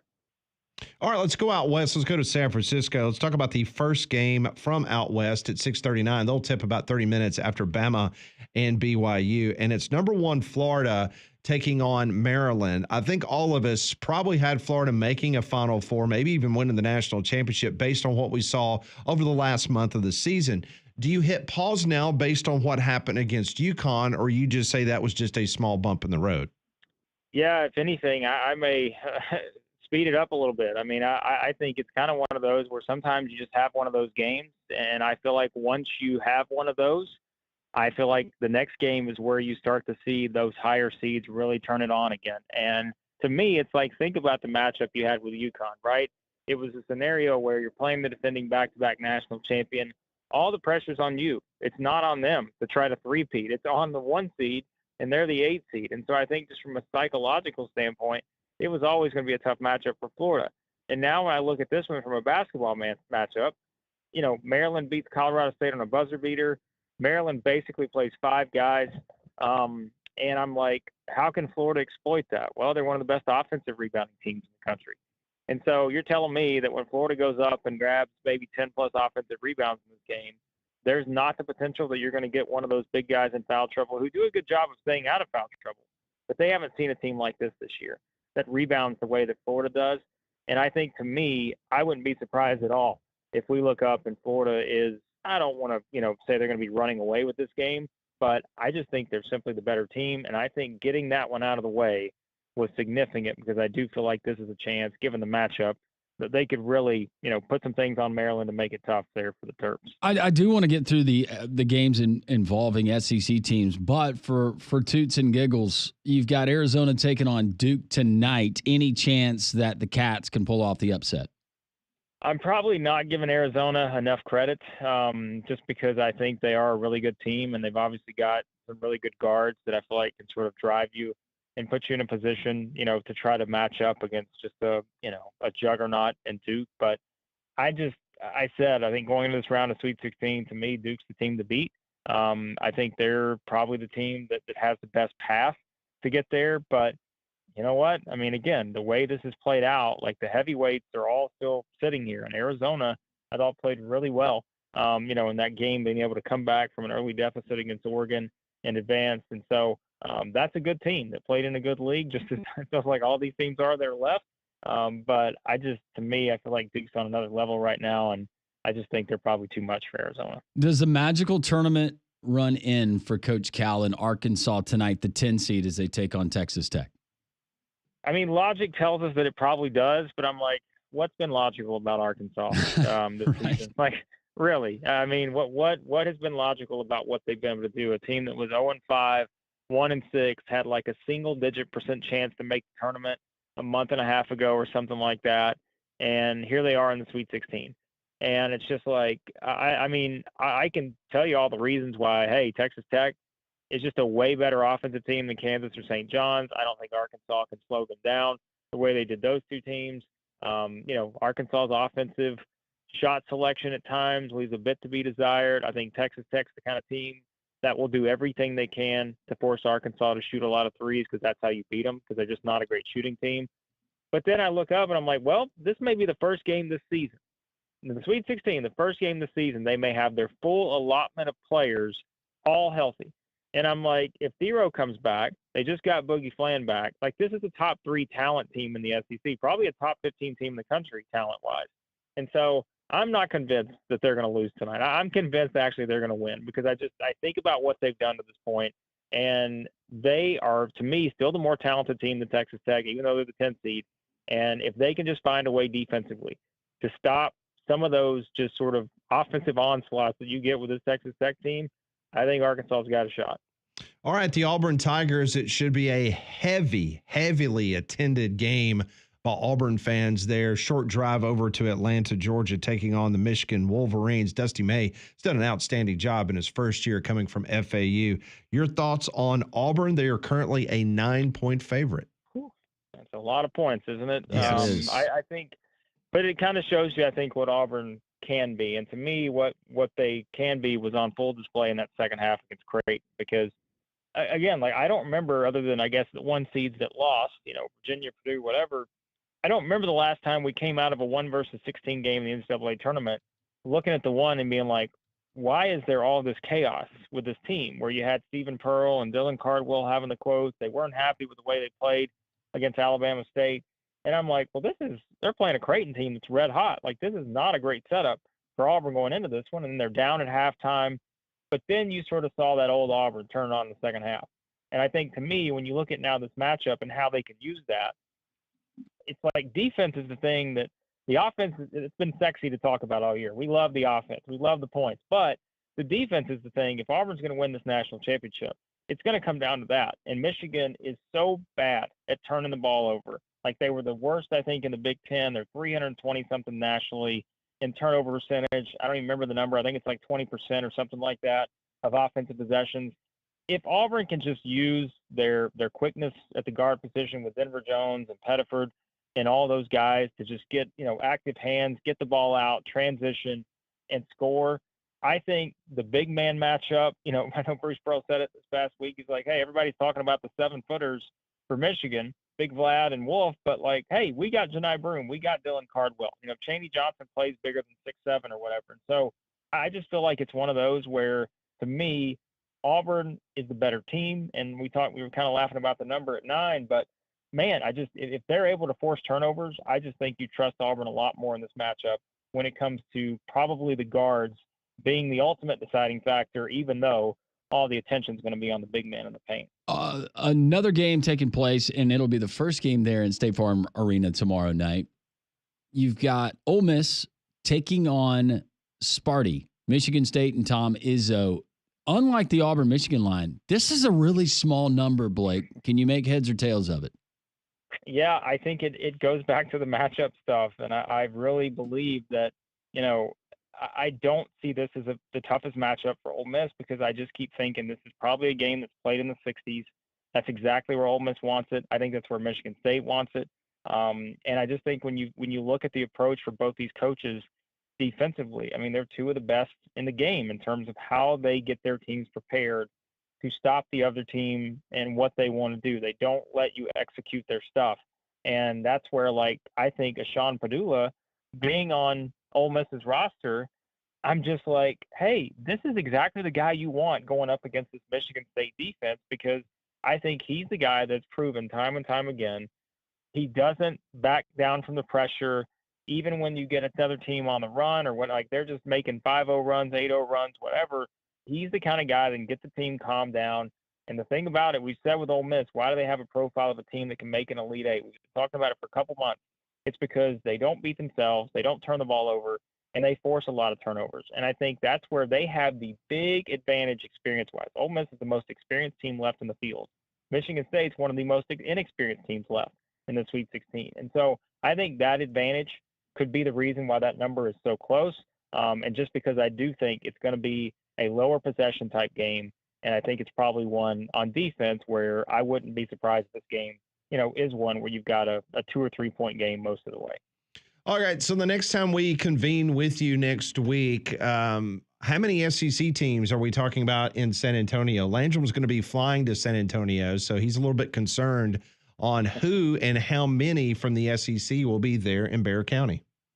Yeah, I mean, I still think that we're headed towards one of the, the rare things we don't always see. I still believe we're headed towards the all one seeds in San Antonio. And if that's the case, obviously that would put 2 SEC teams there in Auburn and Florida.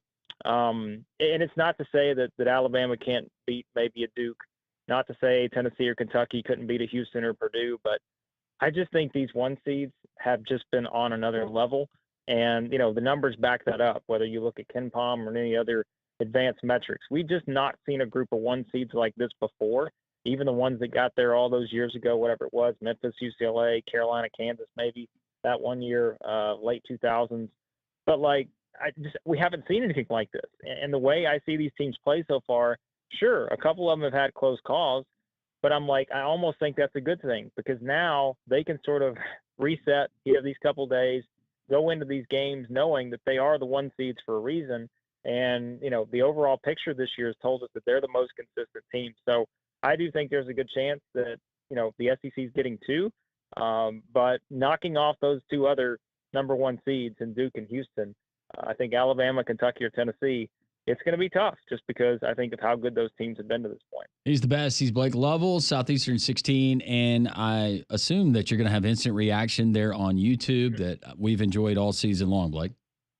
We will. Yeah, you can find us, Southeastern 16 on YouTube. We thank everyone for doing the West Coast Arkansas Texas Tech game tonight. That'll be over probably around 12:30, 1 a.m. Eastern. So yeah, we'll be going live after it. So yeah, you can check out everything on the channel there and everything else. I'm on Twitter at @TheBlakeLovell. All right. Enjoy the basketball tonight and tomorrow and throughout the weekend, and we'll catch up with you next week, Blake. Thank you. Sounds great, guys. Thanks. Blake Lovell, Southeastern 16 on the Higginbotham Hotline. You deserve solutions that are built for you. Higginbotham is your one-source solution for insurance, financial, and HR services. Well, Wallace State women's basketball opened the first round of the national tournament Tuesday by defeating Murray State College, and they will advance to the second round, facing Northwest Florida State later today in the National Junior College Tournament in Casper, Wyoming. Also today, Wallace baseball begins a 4-game series with Northwest Shoals. So for more information on the Wallace State Lions, go to athletics.wallacestate.edu. One of the reasons that I love opening day is discovering some of the crazy menu items that concession stands in Major League Baseball stadiums are going to feature this season. I'm going to tell you what some of the crazier items featured next on 3 Man Front.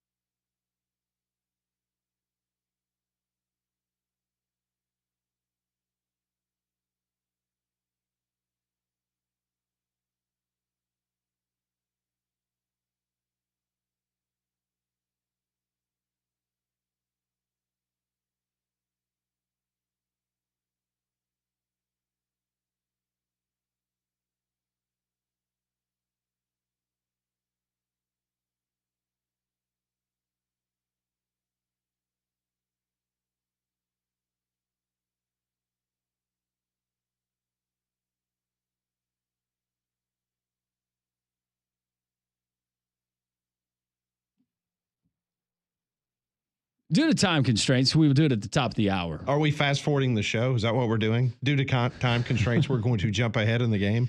Hey, do you guys find yourselves when it's a really good game and you're watching a game live, double checking to make sure that you were sped all the way up? Well, I don't know if you have to do it with your direct TV. I have to do it with my streaming just to make sure. Yeah, sometimes I will pause something. My wife's bad about doing that and not catching us back up. Yeah, or I'll rewind something because I'd say, did I really see that? Is that person really at the game? It was like last night watching the UAB game. Yep. So I have David Crane in my headset, and then on the monitor, which is a good 30, 45 seconds behind David Crane, because I'm listening to it in real time on my headset. And so I'll see something on TV and I'll pause it to go back to see, did I really see that? And then I forget to. So then instead of being only 30 seconds behind, then I'm like 2-3 minutes behind. Well, it was during football season and we were all watching a game and we had our text thread going and I was a little bit behind and it was a pivotal moment of the game and I can't even remember the game, but get the text in from you and I'm like, oh, they scored. That's Pat texting. Funny story. So I was doing a UAB football game a couple of years ago, and it was the Saturday that Alabama was playing Tennessee. It was when Tennessee upset Bama, Nick Saban's, next to the final year, whatever. And so Conrad was producing the football game. And so I'm doing the game from my house, and Conrad's feed here at the radio station for the Tennessee-Alabama game was ahead of mine on my monitor at my house. And listening to Conrad have a come apart off the air in my headset because he's seeing something that's happening about 10 seconds before I'm seeing it. Yep. And it was Alabama losing to Tennessee. Oh, that's hilarious.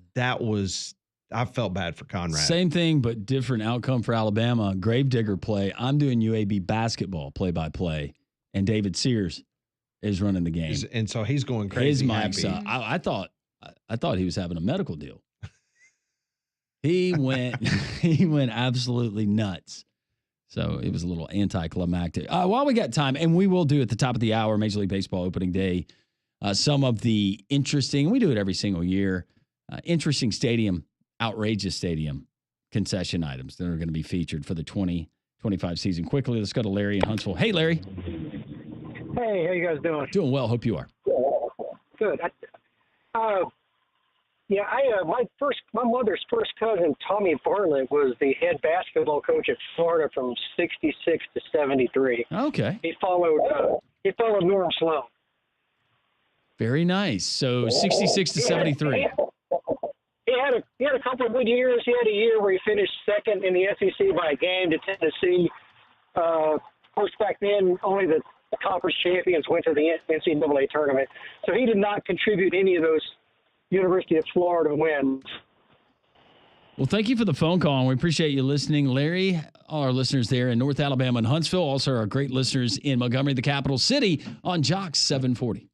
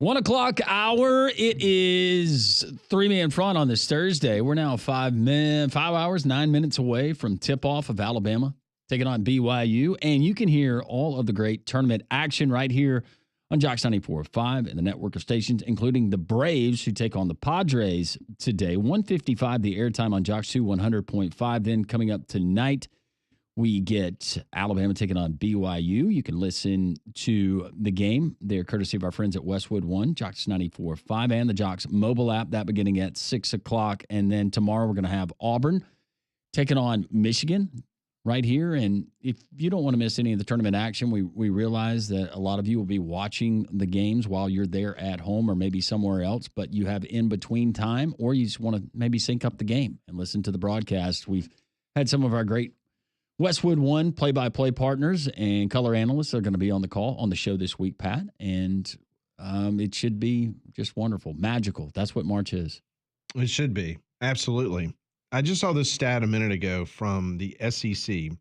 So on Selection Sunday, the SEC comprised 21% of the entire field. 21%.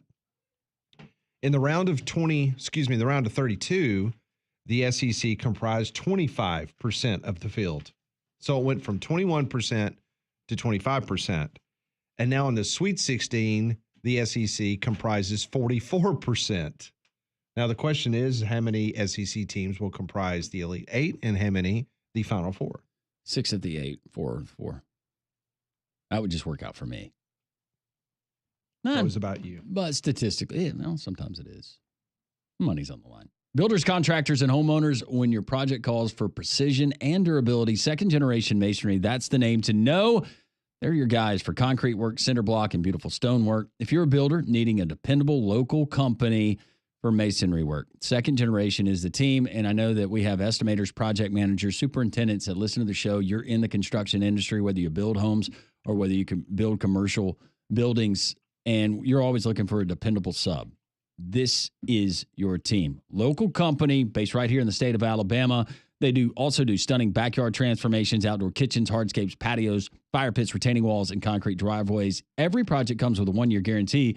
Their craftsmanship speaks for itself. If you want to see quality that lasts, you can call Second Generation Masonry today, online at secondgenerationmasonry.com. Tell them Landrum from Jock sent you. All right, so Major League Baseball's opening day today at 1:55. We're on Jocks 2 100.5. You can hear the Atlanta Braves broadcast. Barrett Sallee will start his tenure as the pregame and postgame host of the Atlanta Braves radio network. That's over on our sister station, 100.5 Jocks 2 at 1:55. At 2 o'clock today, first pitch, Milwaukee is at New York, Baltimore at Toronto, a little bit after 2. At 3 o'clock, you've got Philly at Washington, Boston at Texas, Pittsburgh and Miami, San Francisco at Cincinnati, Los Angeles Angels taking on the White Sox. You've got Cleveland at Kansas City, the Mets against Houston. Cardinals are hosting the Twins. Those are all 3 o'clock first pitches. Tonight at 6 o'clock, Molly's Detroit Tigers will be taking on the defending World Series champion Los Angeles Dodgers. Chicago is at Arizona. Go Snakes. And Athletics will be facing off against Seattle coming up tonight at 9:10 p.m. And so Landrum was telling us before we went to break about some interesting items that you can find now at your local Major League Baseball stadium. Yeah, I love opening day because we get these stories out about the different menu items that are going to be featured. So we will start you, speaking of that, in Arizona with the Diamondbacks. Go Snakes. Go Snakes. Against the Cubs. The Filthy Mac fries. Is that macaroni and cheese on top of French fries? Yeah, between the white. That sounds so good. Hey, I've never heard that before. Between the white cheddar mac and cheese, the pork belly bacon, and the crispy onions. How often do you eat mac and cheese at your house? Lately, since the start of the year, not very much, but I love mac and cheese. How about you, Molly? How many times a week? Maybe once every couple months. I don't really eat it that often. I love mac and cheese. It's just not something I have a lot. We go about every couple weeks. Yeah. We have some. I used to eat way too much of it. It's easily done. When I was a kid, I ate a ton. Their baseball might not be good, but if I was there watching a game, I would definitely order this item. The Pittsburgh Pirates are debuting Polish cannonballs. Ooh. Is it like Hush Puppies? An homage to its Polish Hill community, the Pirates are offering fried balls full of egg noodles, kielbasa, cabbage, bacon, and cheddar cheese. That sounds like a lot. That does sound like a lot. And it's Would you order that? There's a little side of ranch that you can dip them in. Oh, I'd order 2 orders of them. Just to get me started. So far, Molly, of the 2 items, I would go one of the 2 I would give me the purchase. mac and cheese fries. But would you order that one? The one he I'd You were try out it. at cabbage, I could tell. No, I like cabbage. Do you? I don't mind it. Yeah. Okay. You like cabbage? I mean, I'm not going to go out of my No, way you don't. to eat it, no but way. if it's there, then, it's fine. Coming in next, Baltimore, the Orioles will feature the Warehouse Burger. It's kind of like a man versus food challenge. This is a huge burger. It's got 2 beef patties, queso, fried onions, and a lot of other stuff. No thank you. Looks way too messy. If you would leave off the onions, I would eat that. You like onion? No, I said if you leave They're off fried the onions. They're fried onions. Doesn't matter. I like fried onions. I'd eat that. Our friends, the Chicago White Sox. Nope, this is not me. Celebration cake milkshake. Molly likes a good sweet. I do like sweets. Blending up birthday cake and ice cream, served in a cup with cake chunks and a cookie. Could you imagine That sounds good. the amount of calories in that? Macaroni and cheese is featured in our next item. Yes. The Houston Astros got the Daddy Mac Dog. Brisket, mac and cheese, fried pickles. Ugh. And it looks like some other stuff there too. No pickles, and then I would try it. How about Kansas City, the Royals? The blue velvet whoopie pies. Ooh. Ooh, that sounds... It's like a double doozy that you would get, remember, from the cookie company? Mm-hmm. You have the cookies and the cream in the middle, makes us a little sandwich. Yeah. Whoopie pie is a classic. The Royals have put their own spin on it. And it's basically 2 blue cookies with cream in the middle. That sounds good. How about this one, Molly? New York Yankees helmet tiramisu. Absolutely. Sign me up. Is a full-size helmet with tiramisu in it. It's a lot of tiramisu. I don't like tiramisu. You don't? Mm-mm. I like it. I would try that. A full helmet. Fans still get their souvenir helmet, but they don't have to worry about dessert turning into liquid in 60 seconds. Very good point. Do you have any prices on these things that we can do? No, but Right? I'm saving that, and we can look that up for your Price is Right segment. I was glad that they didn't give me prices. Okay. Philadelphia, the Phillies, s'mores quesadillas. Ooh. Pretty self-explanatory, right? That sounds good. Seattle Mariners, the What Up corn dog. No, thank you. What's in it? I'm not a huge fan of corn dogs. Oh, I anyways. love corn dogs.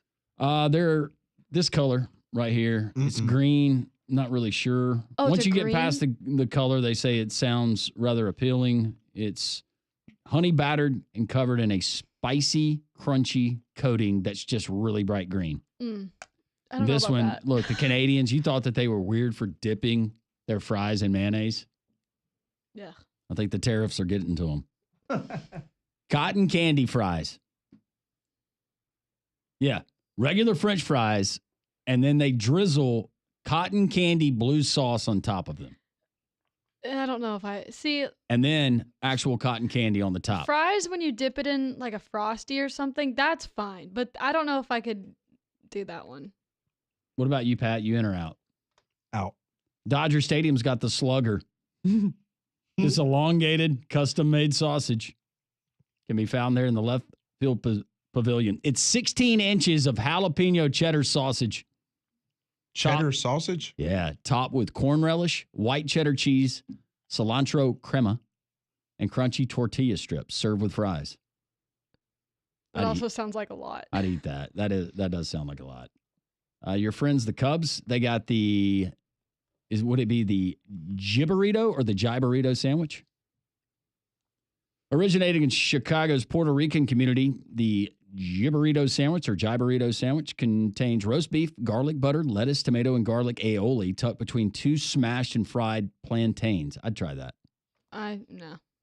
And then finally, they got another one. Man, Chase Field, they're breaking out all the fun stuff. They got the Grand Slamwich. Creative name. 20-inch sandwich. Chicken parm, part Italian meatball, Marzano tomato sauce, provolone, pesto, and Parmesan with a side of kettle chips and house. Don't know. Now that I would get that one. You get this one? Yeah. You'd have to share it with Ty. That's fine. Okay. That's all the menu items, no prices. You okay, Pat? I am. Sure. Yeah. I'm just thinking about at some point there will be text messages that I'll have to answer. I didn't start this. I'm just saying, I did not start this. Don't look at me. Okay. Who started it? Okay. Exactly. So those ants in that ant hill, they're starting to get into your little picnic area, aren't they? Speaking of picnics, Don. Hey. Don. Hey guys, how y'all doing? Doing well. You getting ready? You got your Alabama gear on? No, sir. I got my Auburn outfit on there, my friend. Okay. Are you pulling for BYU tonight? I told you yesterday I drew them in a draw where I got them to win money. So yeah, I'm rooting for BYU. Let's go Mormons. I was about to say you're rooting for the Mormons tonight. Yeah, it's money, Pat. If I didn't have money on that, if I didn't draw BYU, I'd be yelling high tide tonight. Okay. Okay, I got you. By the way, I love that commercial. The high tide one. Oh, absolutely. That made my day when first time I saw that. I died laughing. Did you? Here's a little fun fact for you. Did you know that the actor that is playing that main character in that commercial is from Great Britain? No, I did not know that. Mm-hmm. Yep. They brought him over here from England. Isn't that wild to think that you couldn't find anybody else to play that part? You couldn't find an Alabama fan anywhere to play that part. So you brought someone over from Great Britain that knows nothing about Alabama or football or anything, and he is the actor in that spot. Isn't that crazy? Wow, that's funny. Now, why in the world are you saying go Snakes, Pat? Gee, I wonder. I mean, you know, I don't he know. minored in herpetology. Yeah. Well, Pat, we're 0-2 going in, so my goodness, man, we're already in trouble. We're already a full game behind you, but losing a half a game on each game. That's right. Yeah, but you got a Jabberita sandwich that you can enjoy at Wrigley. Hey, Don, you're going to. I know you follow us on social media, but Molly will be releasing very soon our predictions for the 2025 baseball season. And I think you will absolutely, if you're driving and you see my graphic of who I predict to win what, you might pull off the side of the road. You will be shocked.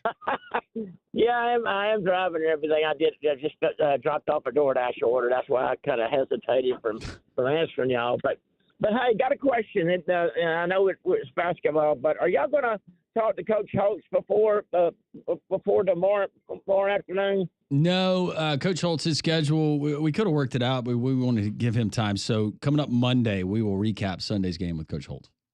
Okay. Well, are you guys going to come down to Ramblers with us, Landon? You're one of your accounts? Absolutely. What time will you be there?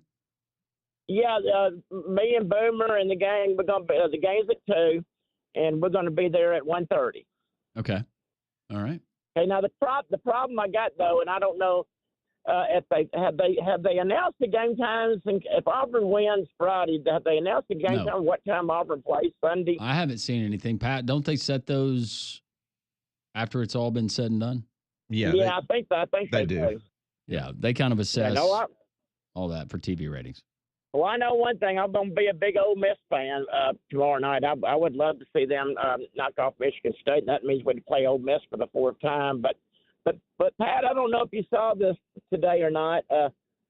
Alabama and Auburn both are in that NCAA, that Las Vegas game in November. Did you see where they're going to make that 16 teams next year, but in 26 it's going to be a 32-team tournament. Yeah, I saw where they're going to double the field, and it's going to be one of the biggest. And here's another interesting aspect of that, Don. I'm glad you brought that up. I read where there's some of these tournaments that over in Hawaii that ESPN did not re-up their deals because ESPN events basically ran those kind of like they run bowl games.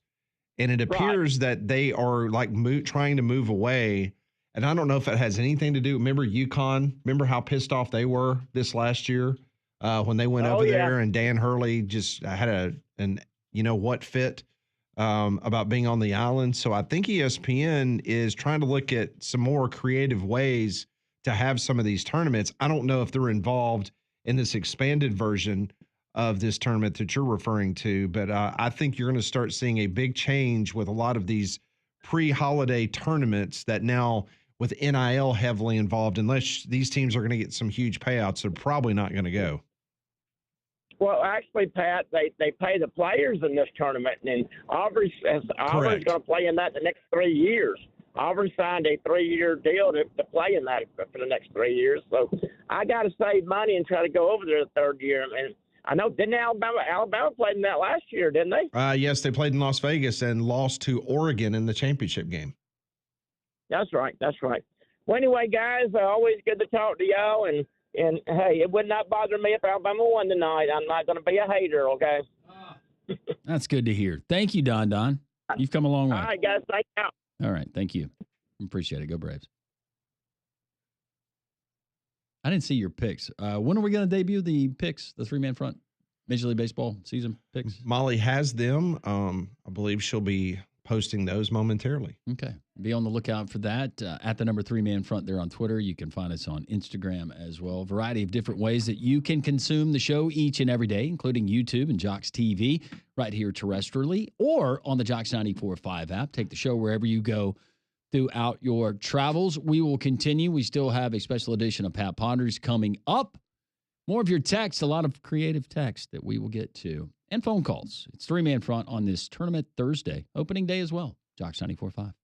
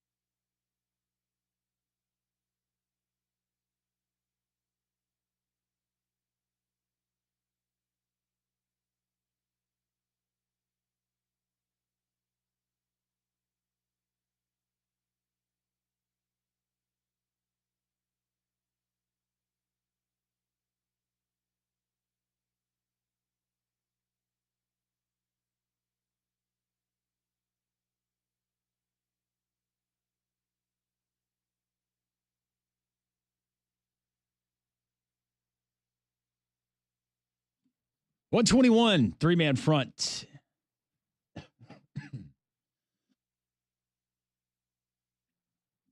I'm choked up there. A lot of action today. We got opening day, Major League Baseball, Jocks 2 100.5, 155 as we go off the air. You can hear the Braves pregame. Our buddy Barrettsley, who joins us on Fridays, pre- and postgame this year for the Braves. It is his maiden voyage in that role, so we wish Barrett the best of luck, and we'll catch up and get reaction as the Braves take on the San Diego Padres. 4 games there. You get 3 games in Chavez Ravine. But Chris Sale, your reigning Cy Young Award winner, going up against Michael King of the Padres. And right now, would you believe it, but the Braves, last check, they were a heavy favorite in this game. They are. We'll get to your phone calls, 800-239-WJOX. First, she is the first lady of Social Taco and the Taco Tuesday, BB. Hey, BB. Hey, how's everybody doing today? We're doing well. How are you? Have you recovered since Tuesday? I'm good. I am. Yeah, I needed a couple of days to recover from that. That was awesome, wasn't it? That cake that you made, it looked like it came from a high dollar bakery. I'll say that. It looked great. Well, thank you. It was the good thing is Don Don's birthday will not fall on a Tuesday for a few years, so we've got a break now. That's good. So, that's good. Firstly, I just want to say go Twins. Sorry. What? What? No, don't say that. Twins, yes. Don't say that. No. Hopefully this year they'll make it to postseason. They always a bridesmaid, never a bride. I picked up Matt Wallner. I hope he plays well. Regarding tonight's game, I'm kind of I've been all over the place with whether or not this is going to turn out well. I certainly hope it will. But I think we're going to know within the first 6 minutes which Alabama team is actually going to show up for this. And we've seen it go a couple of different ways, but I hope I see the aggressiveness that I saw last year, where they really just come out and just run it, run. And if they can keep their turnovers under control, and God bless him. Grant I'm sure he's a great athlete, but he gets up against those other bigs, and he's got noodle arms. He can't bang on those guys like he needs to, and maybe it's just me, but he gets. Next thing you know, he's on the floor, and he looks like he's a newborn colt trying to find his way to stand up. I don't know. It scares me. That's a good comparison. I'm certainly rooting for the Tide. I'm hoping they have a good showing, and it's just a great day for sports, isn't it? Oh, it's fantastic. I just love this season, and especially now that we have the UFL and the Stallions, but the Masters and everything else that's going on, BB. I love it. And the weather change. It makes it nice. Absolutely. Everything converges, and we just rolls us into an awesome spring and summertime with our sports. And next thing you know, we're going to be staring at the $1 Million Band, and it's all going to start again. So I hope you all have a fantastic weekend, and thanks for taking my call. Thanks, BB. I just love you all, and we have a great time. We love you too, BB. Thank you so much. Let's go to PG quickly. Hey, PG. Happy game day. Hey, that's great. That's great to follow BB. What a great person she is. Hey, guys, I'm disappointed in Don Don. He's not taking his girlfriend for the Stallions thing down there at the Rambler. He's inviting you, Landrum. He told us the other night that it was getting passed around his fraternity brothers, and he left it at Barrister's. Oh, it's probably in the closet. Yep. Oh, well. They put Kaylee in the closet. Kaylee's in the closet. Yep. That relationship's already broke up. I will go ahead and say this. Probably at Ramblers, probably good that he's not toting that thing in under his arm. It's an upscale sports bar. Yeah, it's a nice place. Hey, I'm going to thank the Yankees, Conrad, and whoever pulls for the Yankees. Thank you for your 11,000 stadium for the people, for the Rays. I mean, the Rays may not impact that. So, it's Hey, PG, did you see everything that they did inside that stadium? everything that had a Yankee, an NY, whatever, it was completely redone and covered up, in which it's all Tampa Bay. I mean, down to like the tile in like the weight room, where they have the pools and stuff like that. They literally changed the tile to that to have the Rays symbol on it, as opposed to the Yankees.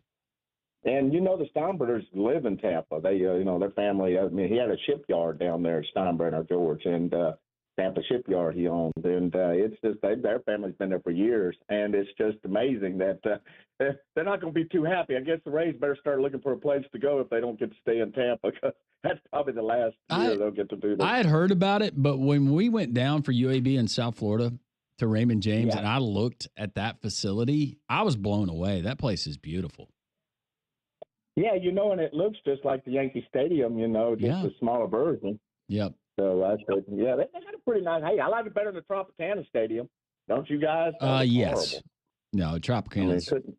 You might as well play games in the old Montreal Dome if you're going to play them at Tropicana. That place. My God! There's so many things that are not enjoyable to watch about that. And why did they put it in St. Pete over there where nobody can drive? It's too far of a drive for people from Tampa to go to that. My guess is money. It is. It was money, no doubt. And hopefully maybe they'll get the money up in Tampa to keep them. Hey, PG, Gators tonight. I'm seeing some of these national folks that don't know college basketball, don't know the SEC. They love Maryland plus those 6.5. I think Florida's going to cream them. I hope you're right, Landrum. I'm sweating this one out. They're pretty good size. Yeah. They're going to bang with Florida pretty good. And what's that guy that made that winning shot? Queen, yeah. How do you say it? Yeah, he's good, man. I mean, he's real good. That's what I'm worried. He's just a freshman too, isn't he? He is. And, it's going to have me on my toes, and it's a shame I can't watch the Alabama game. They're right there close to each other, and I said, "Well, doggone it!" But it's like I said, it's going to be. I'll probably be on my toes and worried about it. But that's all. It's what's fun about it. It's basketball, and it's better than my baseball team. So at least I can watch the basketball team. So. But, guys, I enjoy it. I had a great time Tuesday with you guys, and it was great. And Don has memories of that. So, well, it's always a great time with you guys. We appreciate you, PG. Thank you, man. All right. See you guys. See you. This just in, former Tennessee coach Jeremy Pruitt has sued the NCAA in DeKalb County, Alabama. That is, Fort Payne is the county seat of DeKalb County, claiming that the association conspired with Tennessee to make him the sacrificial lamb for rules violations, resulting in his firing and a 6-year show cause. Jeremy Pruitt is suing the NCAA for $100 million. The basis of the lawsuit, I'm not saying that Tennessee's guilty of anything, but this day in college athletics, I could see conspiracy. Very much so. We'll see. We'll see how it plays out. $100 million. Tennessee was so hell-bent on not paying him 1 red cent. 1 red cent. Not a dime. Yeah. Where they could have literally paid him something and probably could have got an NDA signed, and that would have been it. It'd have been over with. But Philip Fulmer, they were more concerned that Philip Fulmer and his dumb fat butt was going to be able to go off into retirement with a golden parachute. That's exactly what that was about. And the sacrificial lamb was Jeremy Pruitt. They wanted to make sure that their golden boy, Philip Fat Fulmer, was going to be able to go into retirement and be able to live up to all those ridiculous accolades that they want to bestow upon him at Tennessee. All right, I'm done. I just wanted you to say it one more time. One more time. I cleaned it up. I know, but say it. He called you a nasty name. Yeah, but I'm not going to stoop to his level. And no, I'm not asking you. I'm not going to stoop to his level and call him a bitch like he called me. So, Long fly ball down the left field line. It's gone. More of your phone calls. We'll get very spicy Pat Ponders, I presume, next.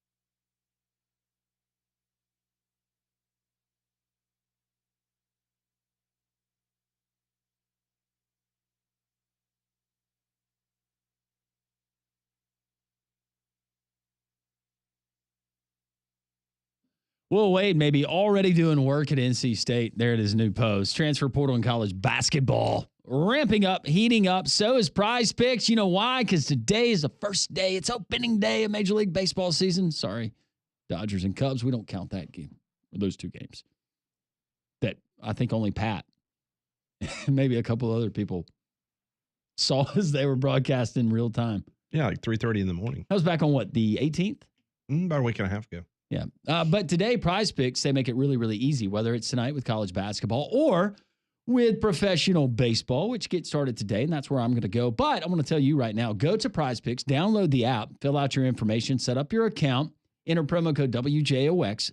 First $5 play on your player projection, win or lose, you get $50 instantly kicked back to the account. Once again, download the app, fill out your information. WJOX is the promo code. You do that, your first $5 play, win or lose, $50 instantly back to you. One of our first listeners that took me up on the offer was Drake, a huge Florida fan. Go Gators tonight, Drake. But he texted us back on Monday and he said, Landry, you were right, and I was a winner. You can be a winner too. Today's player projections. Shohei Ohtani. We are going hits plus RBIs plus runs. Pat. More or less, Shohei, 1.5. More. I'm going to say more too, right? Seemed like it was too easy. How about this? So we're going more on him. Juan Soto, 1.5. Hits plus runs plus RBIs. More. I'm going to go one more there too. You can be a winner. Hopefully I'm a winner today. If Juan Soto goes and combines for hits, runs, and RBIs more than 1.5, and Shohei Ohtani does the same, then I'm a winner. It's just that easy. Prize Picks, we appreciate their partnership here on Jocks. So Silas Damari Jr., who this year at the University of Georgia led Georgia to the NCAA basketball tournament, him and Asa Newell, they were the 1-2 punch that Georgia had. So Damari Jr. has just entered the transfer portal. He's a 6'5" sophomore, averaging 13.5 points per game, 4 rebounds per game, and 3 assists per game. I would say that he was a pretty vital part of that Georgia Bulldog basketball team. And if you're trying to draw some lines here where he potentially could end up, he is from Raleigh, North Carolina. Yeah. Will Wade just named the head coach of the NC State Wolfpack, and that school resides in Raleigh, North Carolina. Mm-hmm. Interesting. Remember what he said. Hope you got this on camera. Mm-hmm. That's what he said. If he lands him, they're in good shape. I think that will probably be one of a few that he will end up. I hadn't really studied that McNeese roster, but I would guess maybe 1, 2. Probably. Those guys come with him. Mm-hmm. Interesting. We do have Pat Ponders coming up in just a little bit. We'll get to more of your phone calls. First, let's go to Troy. He wants to talk about, Troy's in Oklahoma. He wants to talk about the tournament. Hey, Troy. Hey, guys. Really interested in the game tonight. I grew up in Alabama, grew up LDS Mormon. So if this was a while back and I still lived in Alabama, I'd call this the game between my taxes and my tithing. So I did a little breakdown, and I hope you'll find this interesting, but of the 16 teams left, not what the record is, but what the record is against each other. And I think you'd be surprised. Auburn and Alabama have played the most against the current Sweet 16. Auburn's record is 8-4, and Alabama's is 6-6. Yeah, 6 of Alabama's 8 losses this year came against Sweet 16 teams. That's amazing. A third of their schedule. So, I mean, I think we could call them battle tested. I looked at BYU, and they're 1-5. They had their lone win at Arizona earlier in the season. So I feel good about the battle tested part at least. No, and, you're right. You'd be surprised too what Florida's record is. They had 9 games against the current Sweet 16, and they did very well. They went 7-2. Yep, and the only difference, and because of those games, they did not play a strong non-conference schedule, right, at all. And a couple of others that were impressive to me. Houston, even though they lost to both Alabama and Auburn, they overall they went 5-3. Now you'd be surprised about Duke. The record's impressive, but it's only 2-1. They haven't played a Sweet 16 type team since before conference play in January. Yep. And then they, of course, they played Auburn. So. Right. They beat Auburn. They beat Arizona. I think their second or third game they lost to Kentucky. So both Kentucky and Tennessee have the same record. They played 10 Sweet 16 teams, and they're both 4-6. So that's going to be an interesting game, too. It really is, Troy, and we appreciate you listening on the app and calling from Oklahoma. But if there's anything of any of the teams left from the SEC, and that would be all 7 of them in the Sweet 16, none of these teams are going to be wide-eyed. Whoever the opponent is, whatever name is written across the chest, they're not going to be wide-eyed, not only because of league play, but most of the teams in the SEC, excluding Florida, played a really strong non-conference schedule in some of those holiday tournaments where they've seen this caliber of team since the beginning of the season. Now, that being said, Florida, I think they've proven plenty, and they will probably prove it again tonight as a 6.5-point favorite over the Maryland Terps. Let's go to Steve. He's in T-Town. He's our buddy. Opening day. Hey, Steve, how are you? Hey, fantastic. Happy opening day of Major League Baseball. I wanted to call in and wish that to you and follow up with any major rule changes for the season. Okay. Any major rule changes as far as Major League Baseball, I'm guessing you're talking about, right? Yes, correct. Pat? I know we got the old uniforms back, right? We got the old, and gone are the vapor or whatever those things were, the regular fonts, and you can't see through breeches, and pants actually match jerseys. Everything seems to be right on that front now. And how about the rules? Any major rule changes? No, they did some stuff in spring training, but that was something that they're going to continue to do in the minor leagues. It's probably a couple years away from the the ball strike challenge and things of that nature. So for the most part, it is all the same. Okay, and hopefully the Braves will get to host the All-Star game. Yeah, as opposed to what happened the last time. Yeah, that is on the books. And hopefully, unlike last year, where they had 6 of their 10 opening day starters spent at least 2 months injured. Hopefully the injury bug stays away from us. Goodness gracious. Well, let's follow up. Well, with Murphy, I heard he kind of got hurt and he wasn't too hot during the spring.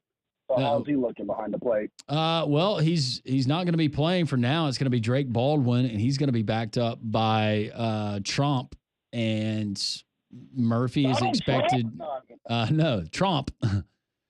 Chadwick Trump. But I don't know. You talked to Barrett Sallee. He's the pre and post game show host, and we have him on Fridays. He is just not.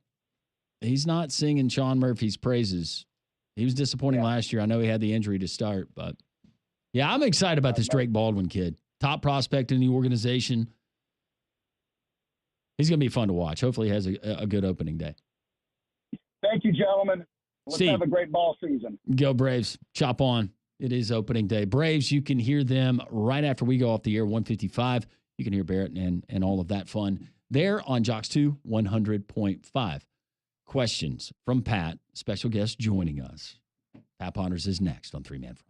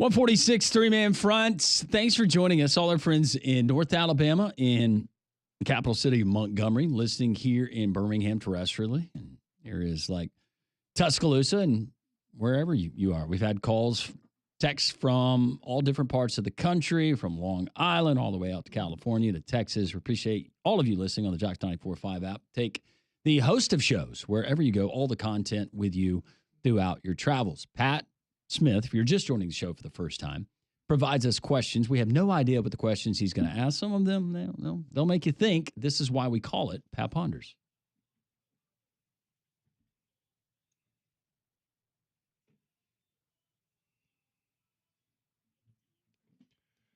And we welcome. I was going to welcome our guest. Welcome, guest. Thanks. Hey, man. Thanks for having me. Pat Ponders is brought to you by Courtesy GMC and Trustful. Visit their online inventory at Courtesy. Why are you laughing, Molly? Molly, are you okay? What's going on in there? No. You're not okay? Sorry. Ignore me. Sorry. Are you okay? You're like crying. Yeah. Are you fine? She saw the Reds win total. Yeah, 78.5. She started crying. Took the over. Are you okay? Just be honest. Are you okay? I just was not expecting what you just sent me. No. Landrum hasn't seen it yet. Don't. Oh. Yeah. I love real time.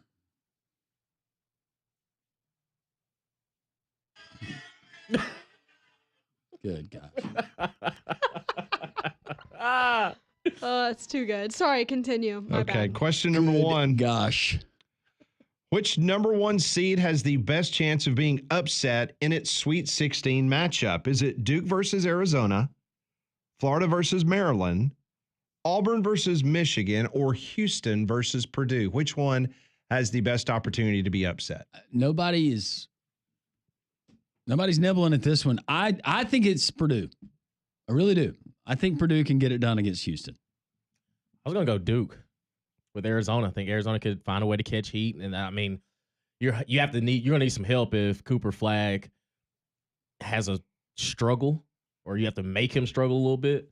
And Arizona's talented enough to go blow for blow with him. I was going to say Duke and Arizona too. And Caleb Love, of course. So they're on fire. Question number two. Will Florida win a basketball national championship before Billy Napier wins a college football playoff game? Yes. Yes. 1,000%. You lock it in. Well, oh gosh, that's easy. That's easy softball, money. Dog. Okay. Oh yes. It depends. Are they expanding the field? I don't know. Don't know yet. Like 32? 64? No, I would give the edge to the Florida basketball Gators. Yes. Yeah, give me basketball. Oh gosh. Yeah. Sorry, Billy. Come on, Pat. Question number three. Major League Baseball opening day is underway. Which player will dominate the baseball headlines for the majority of this season? That would be one Ellie De La Cruz, because he is going to take the Cincinnati Reds to the top. Everybody wants to talk about Shohei Ohtani, but the second most exciting baseball player playing right now is Ellie De La Cruz. Gross. So let's go with it. Molly, hold my hair. Haters. Disgusting. Haters. He is a. As he's wearing his Cincinnati City Connect jersey. You better believe He it. is a physical freak, though. Yeah, you better come on. Only He's 23 really- years of age. Is that one of those jerseys you got from Hey, China? hey, let's not. Hey. Let's not. When is his contract up? When does he become a Dodger? No, we're not going to do that. No, I'm just curious about your jersey. I got it. I like that jersey. China. Thank you. From China. Thank you. I Is got that the from jersey. your Chinese I- site? I don't know what you're that talking about. That you got your purple Tennessee I have Titans no jersey. idea what you're talking about, Pat. No clue. Because of media market that he plays in and how good of a player he is, I think it's going to be Juan Soto. I'm going to say Shohei. Of course. I'm going to shock all of you and say Mike Trout. Okay. Mike Trout is going to have a comeback player of the year I like type it. season. Yes. He's playing Yeah. right field. Mm-hmm. He is under the radar. Give me Mike Trout. How He's about going to be this? the story. How many games is How he gonna about play? this trivia? On that note, he has not played in over 100 games in a single season since 2019. Come on. Oh, Until this year. Until there this we year. go. Yeah. Well, Landrum, Mark it down. I'd roll the dice on him. Nobody wanted him. He was just waiting around. I plucked him up. That a boy? He's on Team Nakahoma. Interesting. Mm-hmm. All right, next question. Yesterday, Gary Danielson announced he's retiring from college football broadcasting. Oh, I don't know. Would you put Gary in your top 10 analysts of all time for college football or the bottom 10?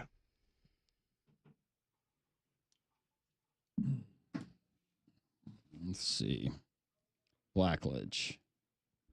McElroy. Dave Rowe. Would he be your top 10, Dave Rowe? Would he be your top 10 or bottom 10?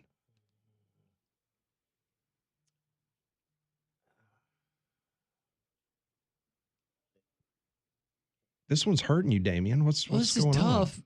I'm also limited because of my age. Yeah. So he's been around. Were you a Gary Danielson fan? Take him or leave him? Yeah. Yeah. I don't think he was awful, but he wasn't elite. Like, there's not like a Gary Danielson call I can go back to and like, oh yeah, that was impactful. But he's just. But how about him being an analyst? Is he better than Kirk Herbstreit? No. Is he better than Greg McElroy? No. I don't know where, and I know that you dealt with him back in the Feinbaum days. He has never. I'm like Damian. I could see where he's annoying, but I don't. Just absolutely dislike. I was talking to somebody yesterday, and they said the announcement came, the one that we had here on the show, that he was retiring. And they said their entire workplace erupted in cheers. That he retired? Yes, that he announced his retirement. I was like, good grief, this hate for Gary Danielson really runs deep. But that being said, he'd be closer to 10. Right. Right. I cannot name the others. I'll put him at number 10. All-time college in football in the good analyst. category. Yeah, I'll put him at 10. Yeah. Because he was a part, Nessler, it was hard to hate that broadcast because I really respect him. He was on with Vern Lundquist. We were watching SEC football. Yeah, I'll give him 10. He gets enough hate. Yeah, I'd say he's the back towards, end. Yeah, he's towards the bottom of 10 though. But like I said, it's just not impactful. Like I just don't know that Gary Danielson but he's him and Vern. I can't not hear him. All right, fifth and final question of the day. What is the most unusual place you've ever been? Be careful, Damian. By unusual. Define unusual? Yeah. Unusual, how you would define unusual. Not usual. Because what is usual to me may be unusual to you and vice versa. Well, I went to Southeast Asia on the mission trip as a tourist. Went into the largest mosque. And that was it's just on a tour. That was a different world. Carhenge. It's like Stonehenge, but made of cars. It's in Nebraska. Really? Yes, Alliance, Nebraska, Carhenge. Or at the end of Castaway, when he's delivering the last package to that farm. The four-way. I've been on on that four-way into that farm. So one of those two, probably. You're up, D. Oh, trying to think. Dirk Bentley's bar. It's not unusual at all. Where did you go after the bar? The flower shop. Went back to my hotel room. I did. He went to Wisconsin. I ended up back. He actually did end up back at the hotel room. Y'all were sharing a hotel room. Yes. Yeah. He was back there before I was. Yeah, way before you were. Yeah. The sun was still up. I could smell the lust on you when you came in. That was success that you were smelling. It might have been T-Bob Abear. That's trying to think, man. I thought he was going to be the first one out of the to say what it's just certain unusual. places. I wouldn't say, but it's not unusual though. Like those the places. What would be unusual to some people? Just think of somewhere it's normal for you, but did y'all have like a special day? Like they had Mule Day and Mule in Day. Winfield. They had Mule Day. Did you have anything special like that in Mayfield? Mayberry. Maplesville. No. Mayberry. Again, I had a stroke earlier in the day. If you're just It's all checking in. good. I'd say I've stopped somewhere a little north of here and gotten gas. And, just it was a little unusual. Okay. All right. All right. That's today's Pat Ponders, brought to you by Courtesy GMC. Yeah. Got some strange You looks. so naughty. Yeah. It's very unusual. Go Braves. Go Alabama. Go SEC.